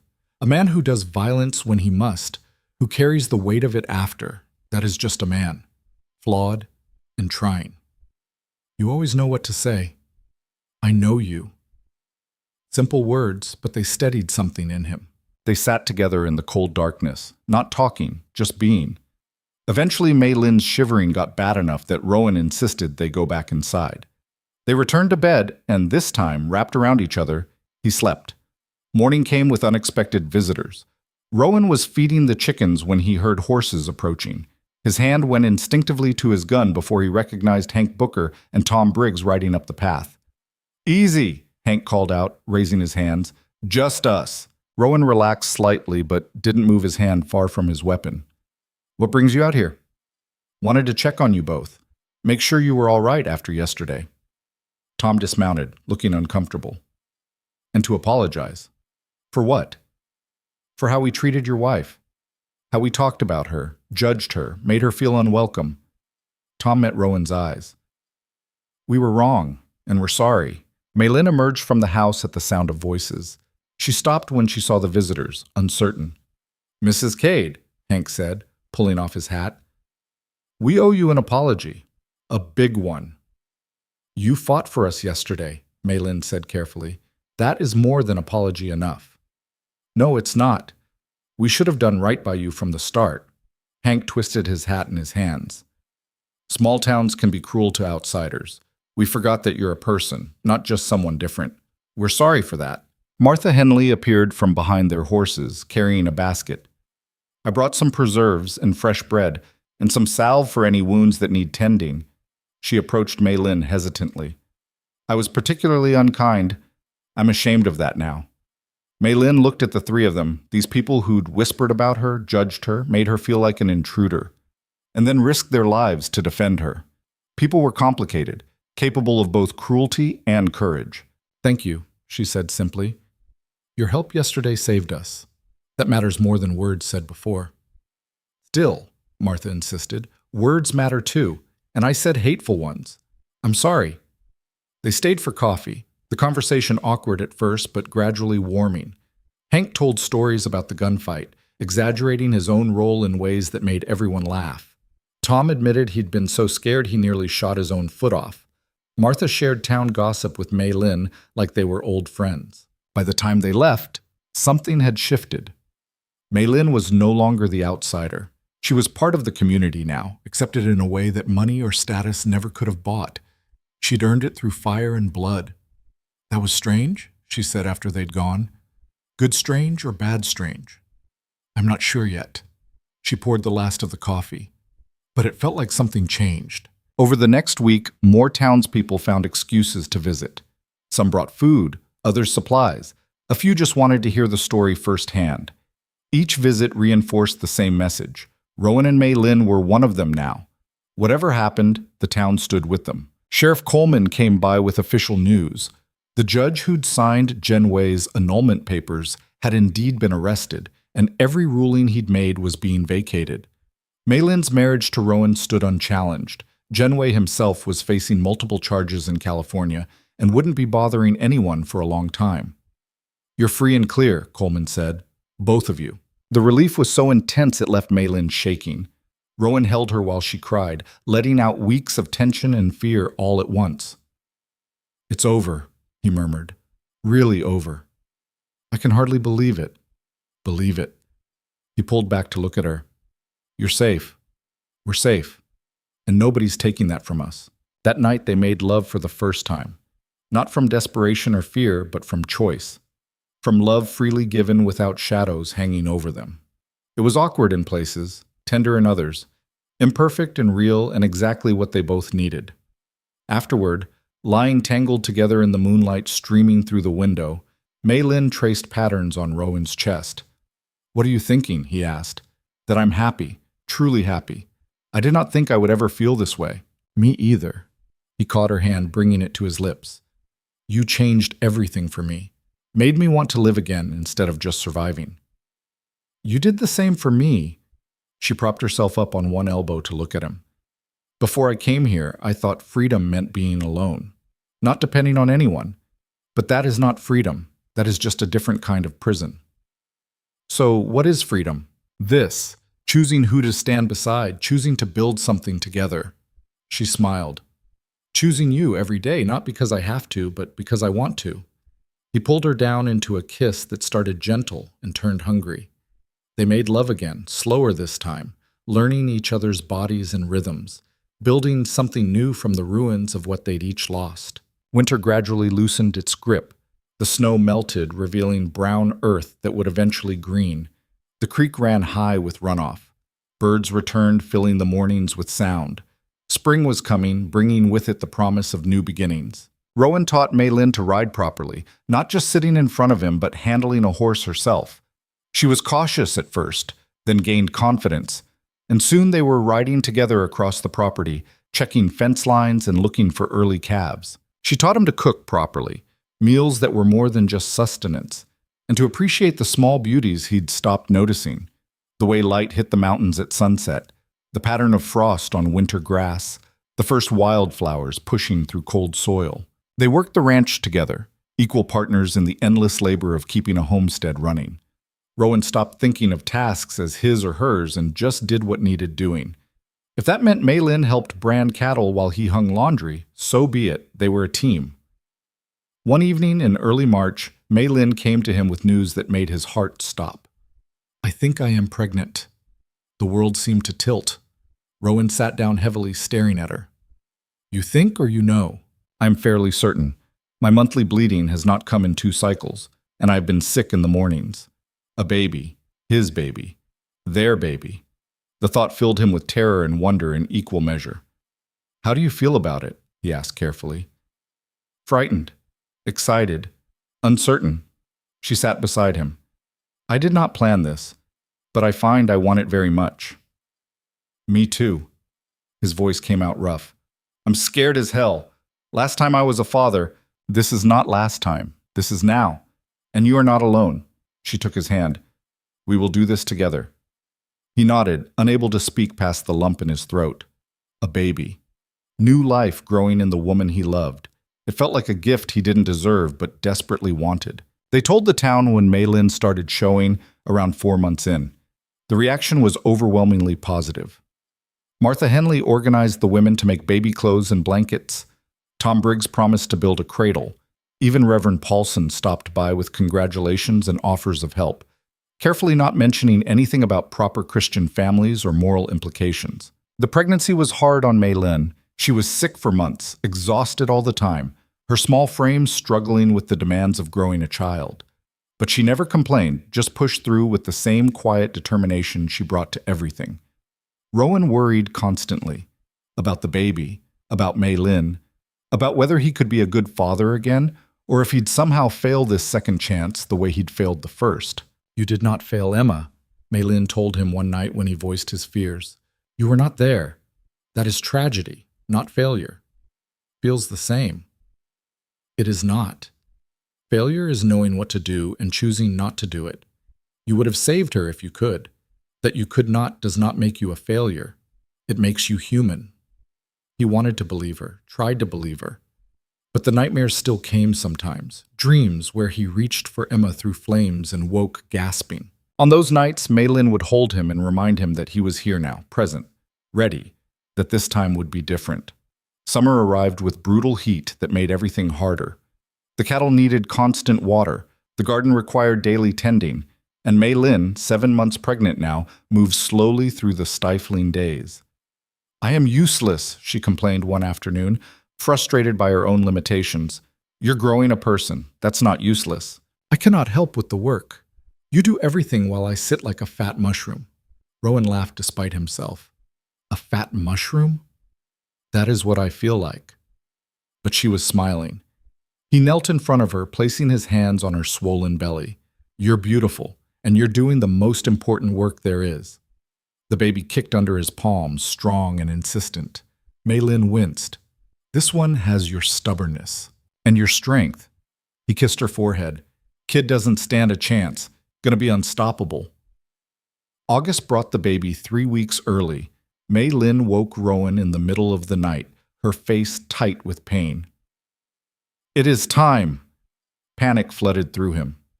"Now? You sure?" "The pain started an hour ago. They are getting closer." She gripped his hand as another contraction hit. Get Martha, please. He rode into town faster than he'd ever ridden, pounding on Martha Henley's door until she emerged in her nightgown, already gathering her midwife supplies. They made it back to the ranch as the sun was rising. What followed was the longest day of Rowan's life. He'd thought facing armed men was terrifying. That was nothing compared to hearing Mei Lin's screams, knowing she was in pain and he could do nothing to help. Martha wouldn't let him in the bedroom, insisting he'd just be in the way. So he paced the main room, wearing a path in the floorboards, jumping at every sound. Hank and Tom showed up around noon with food and moral support. They sat with him, tried to distract him with conversation, but nothing helped. First baby's always the hardest, Hank offered. My wife was in labor for 20 hours with our oldest. Thought I'd lose my mind. How much longer? Rowan asked. Could be hours yet, could be minutes. Babies come on their own schedule. The afternoon stretched into evening. The screaming got worse, then stopped, which was somehow more terrifying. Rowan was about to break down the bedroom door when Martha emerged, exhausted but smiling. You have a daughter, healthy, 10 fingers, 10 toes, lungs that work just fine. A daughter. The word hit him like a physical blow. For a moment he couldn't move, couldn't breathe. Then he was pushing past Martha into the bedroom. Mei Lin lay propped against pillows, her hair soaked with sweat, her face pale and drawn. And in her arms, wrapped in a clean blanket, was the smallest person Rowan had ever seen. Tiny fists, scrunched face, eyes squeezed shut against the world. Rowan, Mei Lin said softly, come meet your daughter. He crossed to the bed like a man in a dream. Mei Lin shifted the bundle toward him, and he took it carefully, terrified he'd break something. The baby weighed almost nothing. He could feel her breathing, small chest rising and falling. She opened her eyes, dark, unfocused, but looking right at him, and something in Rowan's chest cracked open. All the walls he'd built, all the grief he'd carried, all the fear and doubt and self-loathing, it didn't disappear, but it shifted, made room for something else, something bigger, love, pure and uncomplicated and overwhelming. She's perfect, he whispered. What should we name her? Mei Lin asked. They discussed names but never decided. Now looking at this tiny person who was part him and part Mei Lin and entirely herself, one name felt right. Hope, he said. Her name is Hope. Mei Lin smiled through tears. Yes, Hope. It suits her. The baby, Hope, started to fuss. Mei Lin took her back and the child latched onto Nurse with single-minded determination. Rowan sat on the edge of the bed, watching them, and felt something he hadn't felt in 7 years. Completeness. The first weeks with the newborn were chaos. Hope woke every 2 hours to eat. Mei Lin was exhausted, healing from the birth, trying to figure out nursing while operating on no sleep. Rowan did everything else, cooking, cleaning, tending the animals, changing diapers, walking the floor at 3 a.m. with a screaming baby while Mei Lin got a few precious hours of rest. It was hard. Harder than the gunfight, harder than the winter storms, harder than anything he'd faced. But it was also the best thing he'd ever done. Watching Hope grow, seeing her learn to focus her eyes, discovering her own hands, starting to smile. Every tiny milestone felt like a miracle.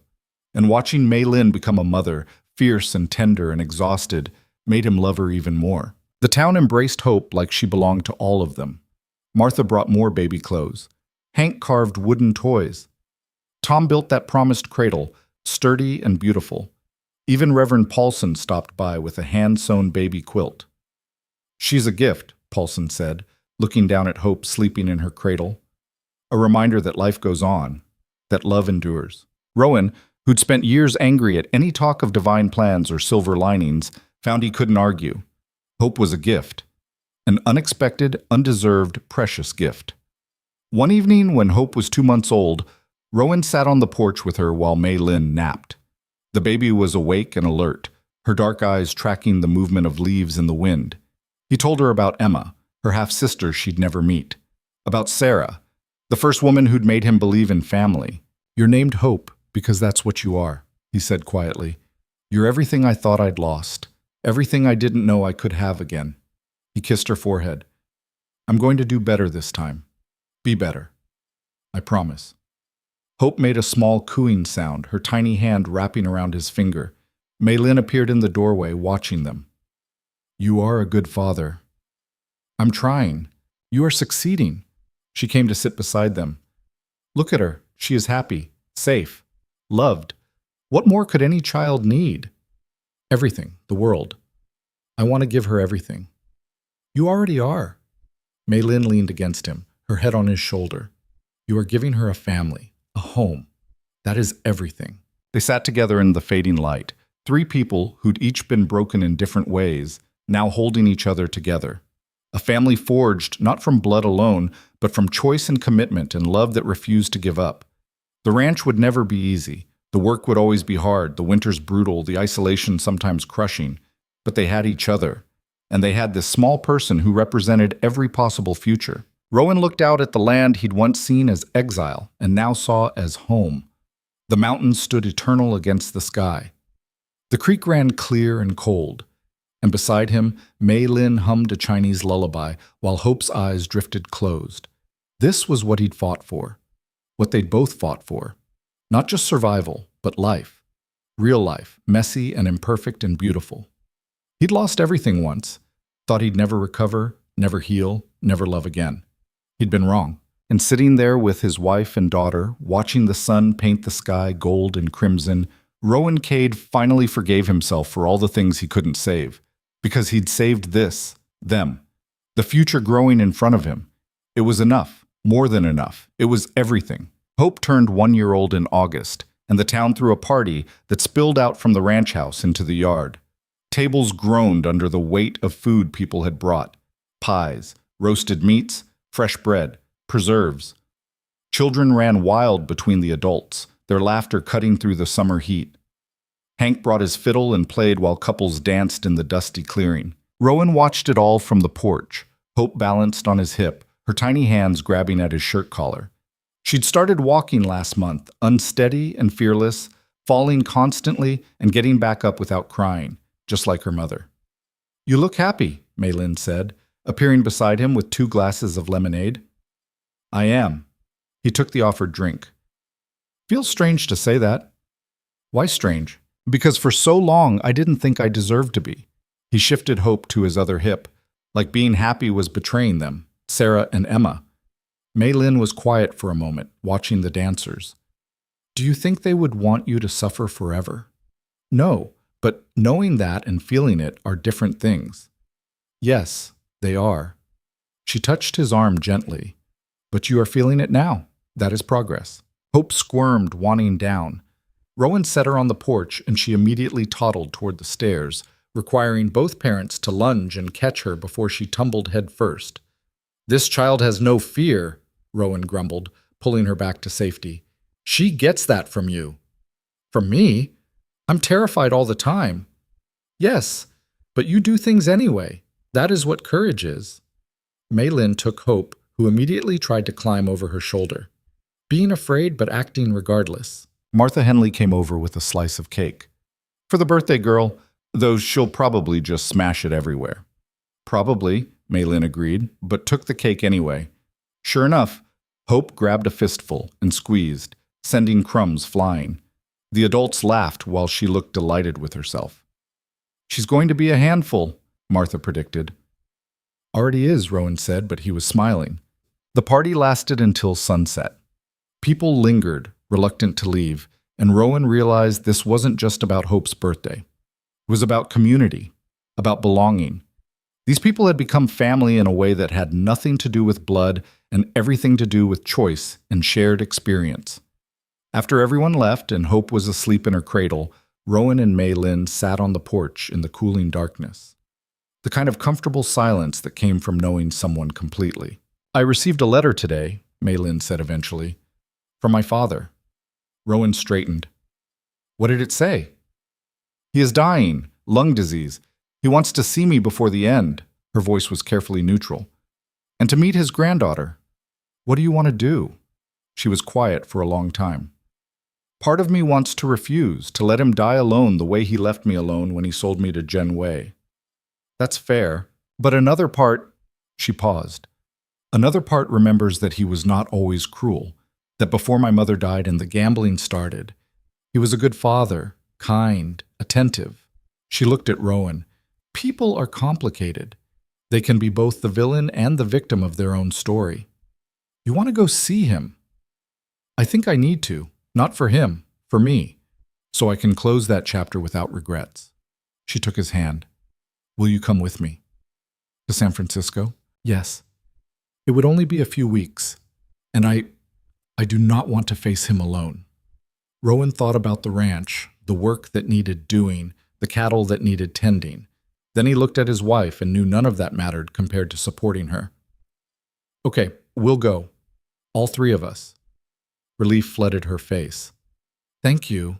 They left in September, taking the train west through country that shifted from brown plains to green forest to the wild coast. Hope was fascinated by everything, pointing at mountains and rivers and other passengers with equal enthusiasm. Traveling with a 1-year-old was chaos, but they managed. San Francisco hit Rowan like a wall. The noise, the crowds, the buildings stacked on top of each other. It was everything he'd left behind multiplied by 100. He hated it immediately and viscerally. But Mei-Lin transformed as they moved through the city. She navigated the streets with confidence, spoke to people in rapid Chinese, carried herself differently. This was her world, or had been, and seeing her in it reminded Rowan how much she'd given up to come to Montana. Do you miss it? He asked as they rode in a hired carriage through Chinatown.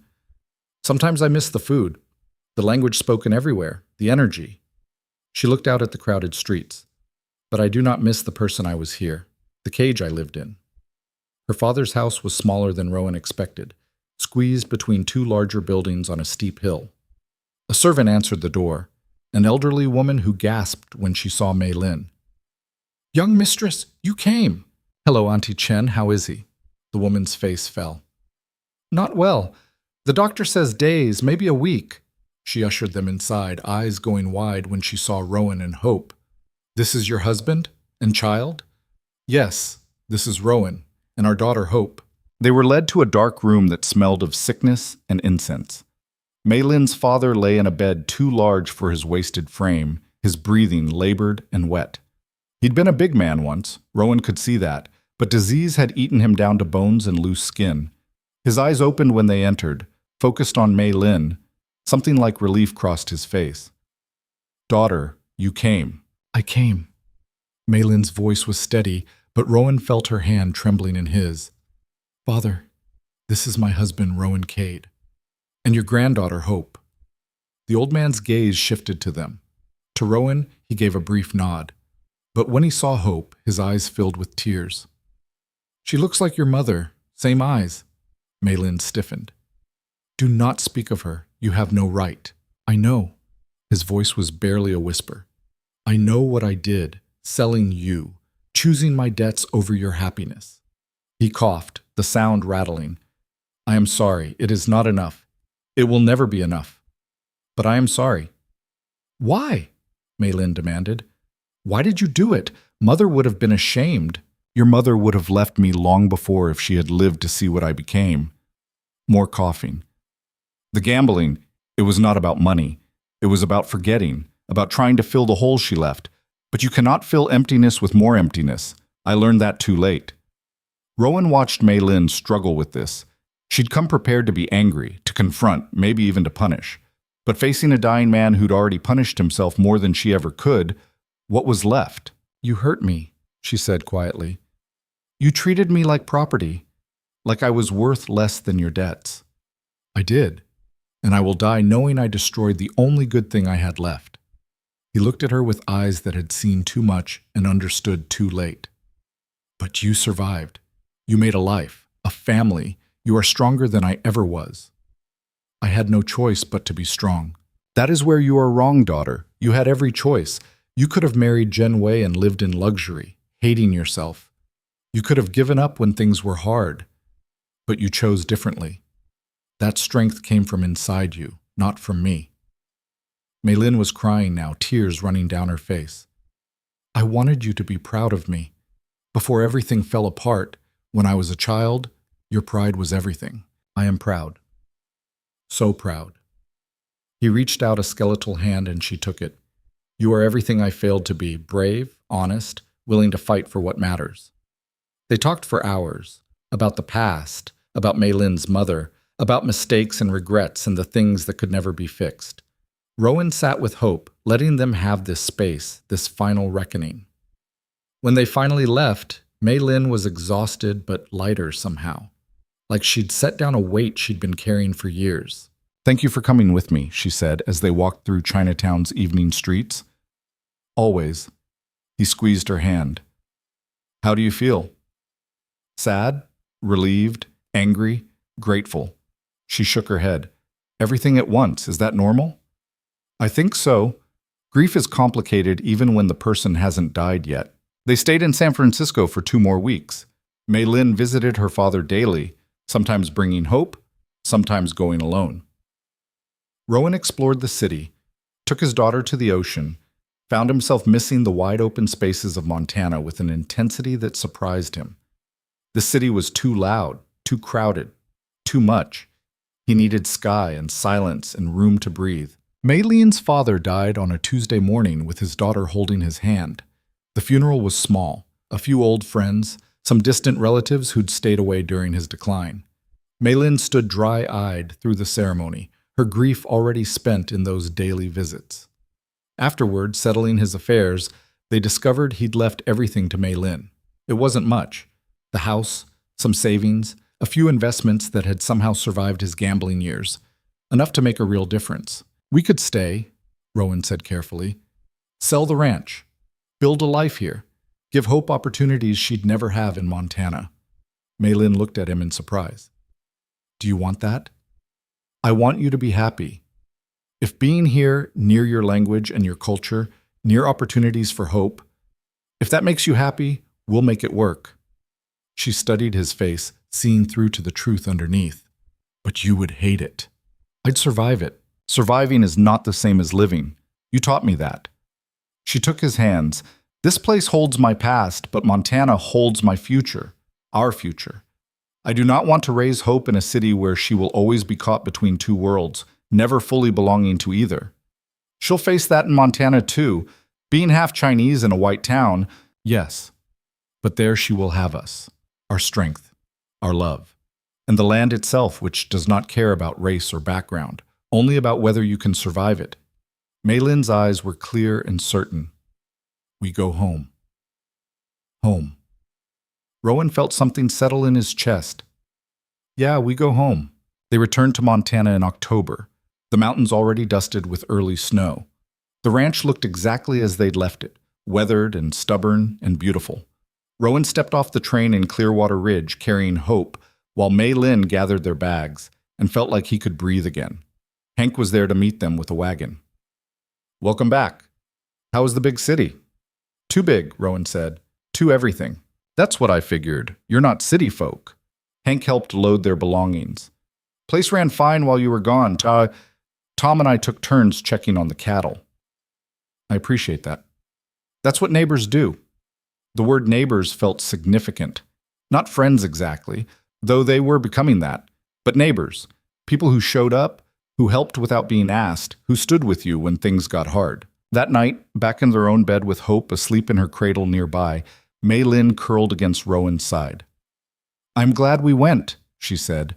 "I needed to face him, to find closure." "But you're glad we came back." "I am glad this is home now. Completely. Without reservations." She kissed his shoulder. "You once asked me if I regretted coming here. The answer is no. It will always be no. Even when it's 40 below and the wind is trying to kill us? Even then." She laughed softly. "Because I would rather be cold and free than warm and caged." Life settled back into its rhythms. The money from Mei Lin's father allowed them to make real improvements. A new roof for the barn, better fencing, breeding stock that would improve the herd. They weren't wealthy, but they weren't desperate either. Hope grew with startling speed, walking and then running, her vocabulary expanding daily in a mix of English and the Chinese words Mei Lin taught her. She was fearless and curious and exhausting, requiring constant attention. "I do not remember being this tired," Mei Lin said one evening after finally getting Hope to sleep. "We're old," Rowan joked. He was 44 now, feeling every year in his back and knees. "Speak for yourself, I'm still young." You're 26. That's young. And you are ancient. But she was smiling. They'd found a balance, a partnership that worked despite their differences. Rowan's steady patience complemented Maylin's fierce determination. His knowledge of the land matched her resourcefulness. His silence balanced her need to process things aloud. They weren't perfect. They fought sometimes, usually about small things that masked bigger fears. Rowan's tendency to brood worried Maylin. Her refusal to ask for help frustrated Rowan. But they'd learned to talk through it, to forgive quickly, to remember that being partners meant working through problems instead of running from them. Winter came hard that year. Rowan had never seen snow like it. Drifts higher than the fences, temperatures that froze exposed skin in minutes, winds that sounded like screaming. They were trapped inside for days at a time, the three of them in close quarters with nothing but each other for entertainment. It should have been miserable. Somehow it wasn't. They played with Hope, building block towers for her to destroy. Maylin taught Rowan more Chinese, laughing at his terrible pronunciation. He played fiddle while she sang Hope to sleep. They talked about everything and nothing, making plans for spring, for the future, for the life they were building. "I want more children," Maylin said one night after Hope was asleep. "Is that foolish?" "Why would it be foolish?" "Because we barely manage with one, and I am not getting younger." "You want a big family?" "I want Hope to have siblings. I was an only child. It was lonely." She looked at him. "But only if you want it too." Rowan thought about it, about the fear that still lived in him, the worry that he'd somehow fail again, but also about Hope's laughter, about the joy she'd brought, about how love multiplied instead of dividing. "Yeah," he said. "I want it too." Spring brought their second child, a son they named James after Rowan's father. He was bigger than Hope had been, louder, demanding. Hope was fascinated by him, wanting to help with everything even though she was barely two herself. 2 children under 3 was chaos. Beautiful, exhausting chaos. Rowan and Maylin operated on no sleep and pure determination, passing babies back and forth, taking turns falling apart so the other could hold things together. "This was your idea," Rowan said one night at 3 a.m. while walking a screaming James around the room. "It was our idea," Maylin corrected from the bed where she was nursing Hope, who'd woken up sympathetically crying. "We are equally to blame." "Remind me why we wanted this?" "Because family is worth the sleepless nights and constant noise and never having a moment to ourselves." "Is it though?" She laughed, tired but genuine. "Ask me again in 5 years when they are not so small and demanding." But even in the exhaustion, even in the hard moments, Rowan wouldn't have traded it. This messy, loud, imperfect life was everything he'd thought he'd lost forever. And having it back, having Maylin and Hope, and now James, felt like being given a second chance he'd spent every day trying to earn. The town continued to embrace them. When James was born, the same people who'd once whispered about Maylin being foreign now brought food and baby clothes and offers of help. Hope played with other children her age, learning to navigate a world that didn't quite know what to make of a half-Chinese girl, but accepted her anyway because she was one of their own. It wasn't perfect. There were still comments sometimes, casual racism disguised as curiosity. Questions about whether the children would grow up confused, caught between cultures. But Maylin handled it with grace and firmness, teaching her children to be proud of both their heritages. "You are American and Chinese," she told Hope, when the girl was old enough to ask why she looked different from other children. "You belong to both. That is a gift, not a burden." "What if people are mean about it?" "Then those people are small-minded. You are bigger than their small minds." Hope seemed to accept this, going back to playing without worry. Rowan watched from the porch, marveling at his daughter's resilience. At 4 years old, she already had more courage than he'd had at 40. Years passed in the way they do on ranches, measured by seasons and harvests rather than calendars. Hope started school, the only Chinese child in her class but making friends anyway. James grew into a rough-and-tumble boy who was constantly dirty and bruised and happy. A third child arrived, a daughter they named Lily, who was quieter than the other two but equally determined. The ranch prospered. Slowly, incrementally, but definitely. The improvements they'd made paid off. The cattle herd grew. They added chickens, pigs, even a few horses beyond what they needed for work. It would never make them rich, but it was sustainable. A real life, not just survival. Rowan was 51 when Hope turned 10, and the age was starting to show. His hair had gone mostly gray. His back complained about work that wouldn't have bothered him a decade ago, but he was happy in a way he'd never expected to be again. One evening that summer, he sat on the porch watching his children play in the yard. Hope was reading to Lily under a tree while James tried to catch frogs in the creek. Maylin was inside preparing dinner, her voice carrying through the open window as she sang in Chinese. This was what he'd fought for, what they'd both fought for.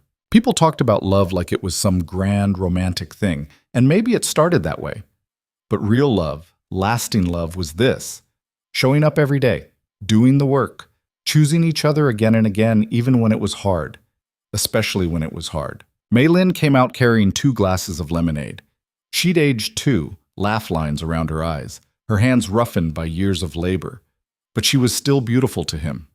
Maybe more so now because he knew every part of her, inside and out. "What are you thinking about?" she asked, settling beside him. "About how lucky I am. Luck had nothing to do with it. We built this. Together." "You're right." He took her hand. "Thank you." "For what?" "For getting on that train. For giving me a chance. For staying when things got hard.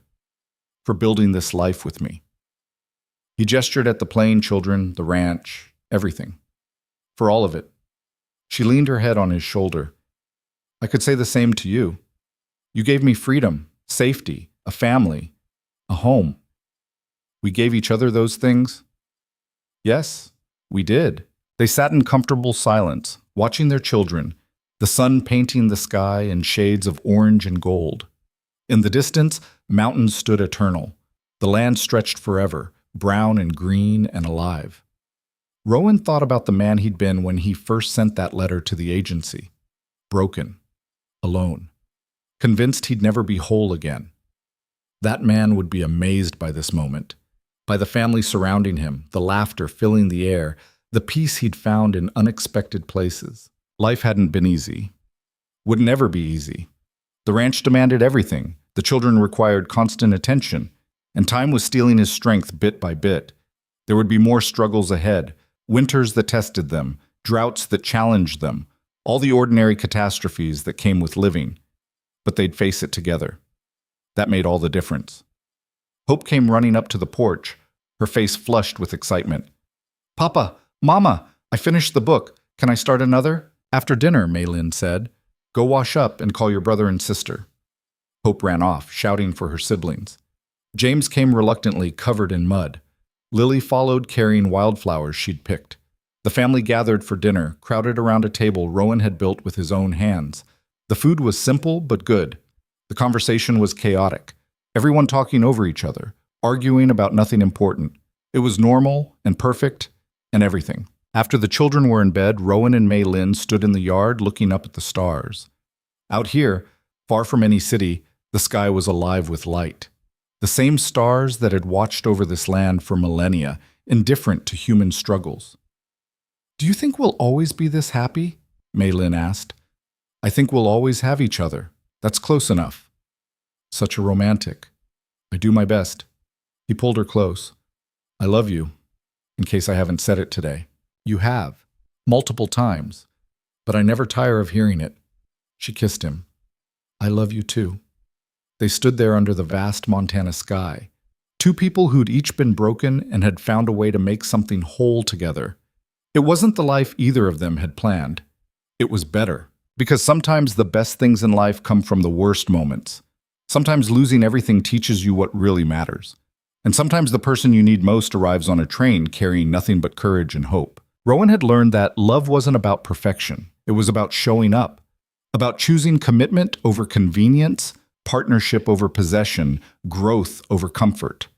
It was hard work and sacrifice and putting someone else's happiness on equal footing with your own.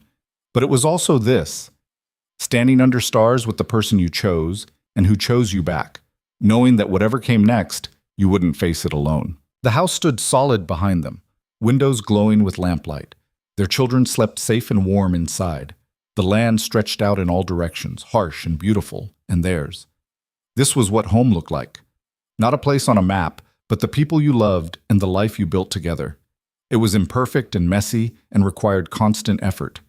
It was everything. And standing there with Mei Lin's hand in his, looking out at the land they'd fought to keep, Rowan Cade finally understood what he'd been searching for all those years ago when he'd written that desperate letter asking for help. He'd found it. Not in solitude or strength or proving he could survive alone. He'd found it in connection, in vulnerability, in letting someone see his broken pieces and choosing to build something new with them anyway. The wind picked up, carrying the scent of sage and coming rain. Tomorrow would bring more work, more challenges, more opportunities to fail or succeed. But tonight, in this moment, everything was exactly as it should be. Two people who'd each been running from different kinds of pain had collided in the middle of nowhere. And from that collision, they'd built something that would outlast them both.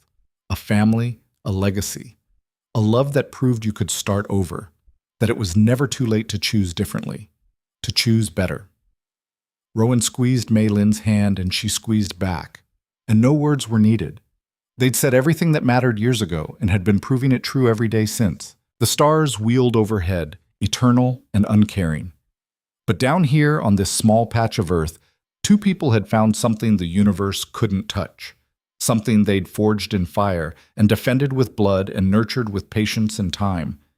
They'd found home, in each other, in the life they'd chosen, in the children sleeping inside and the land spreading endlessly around them. And that was enough. More than enough. It was everything.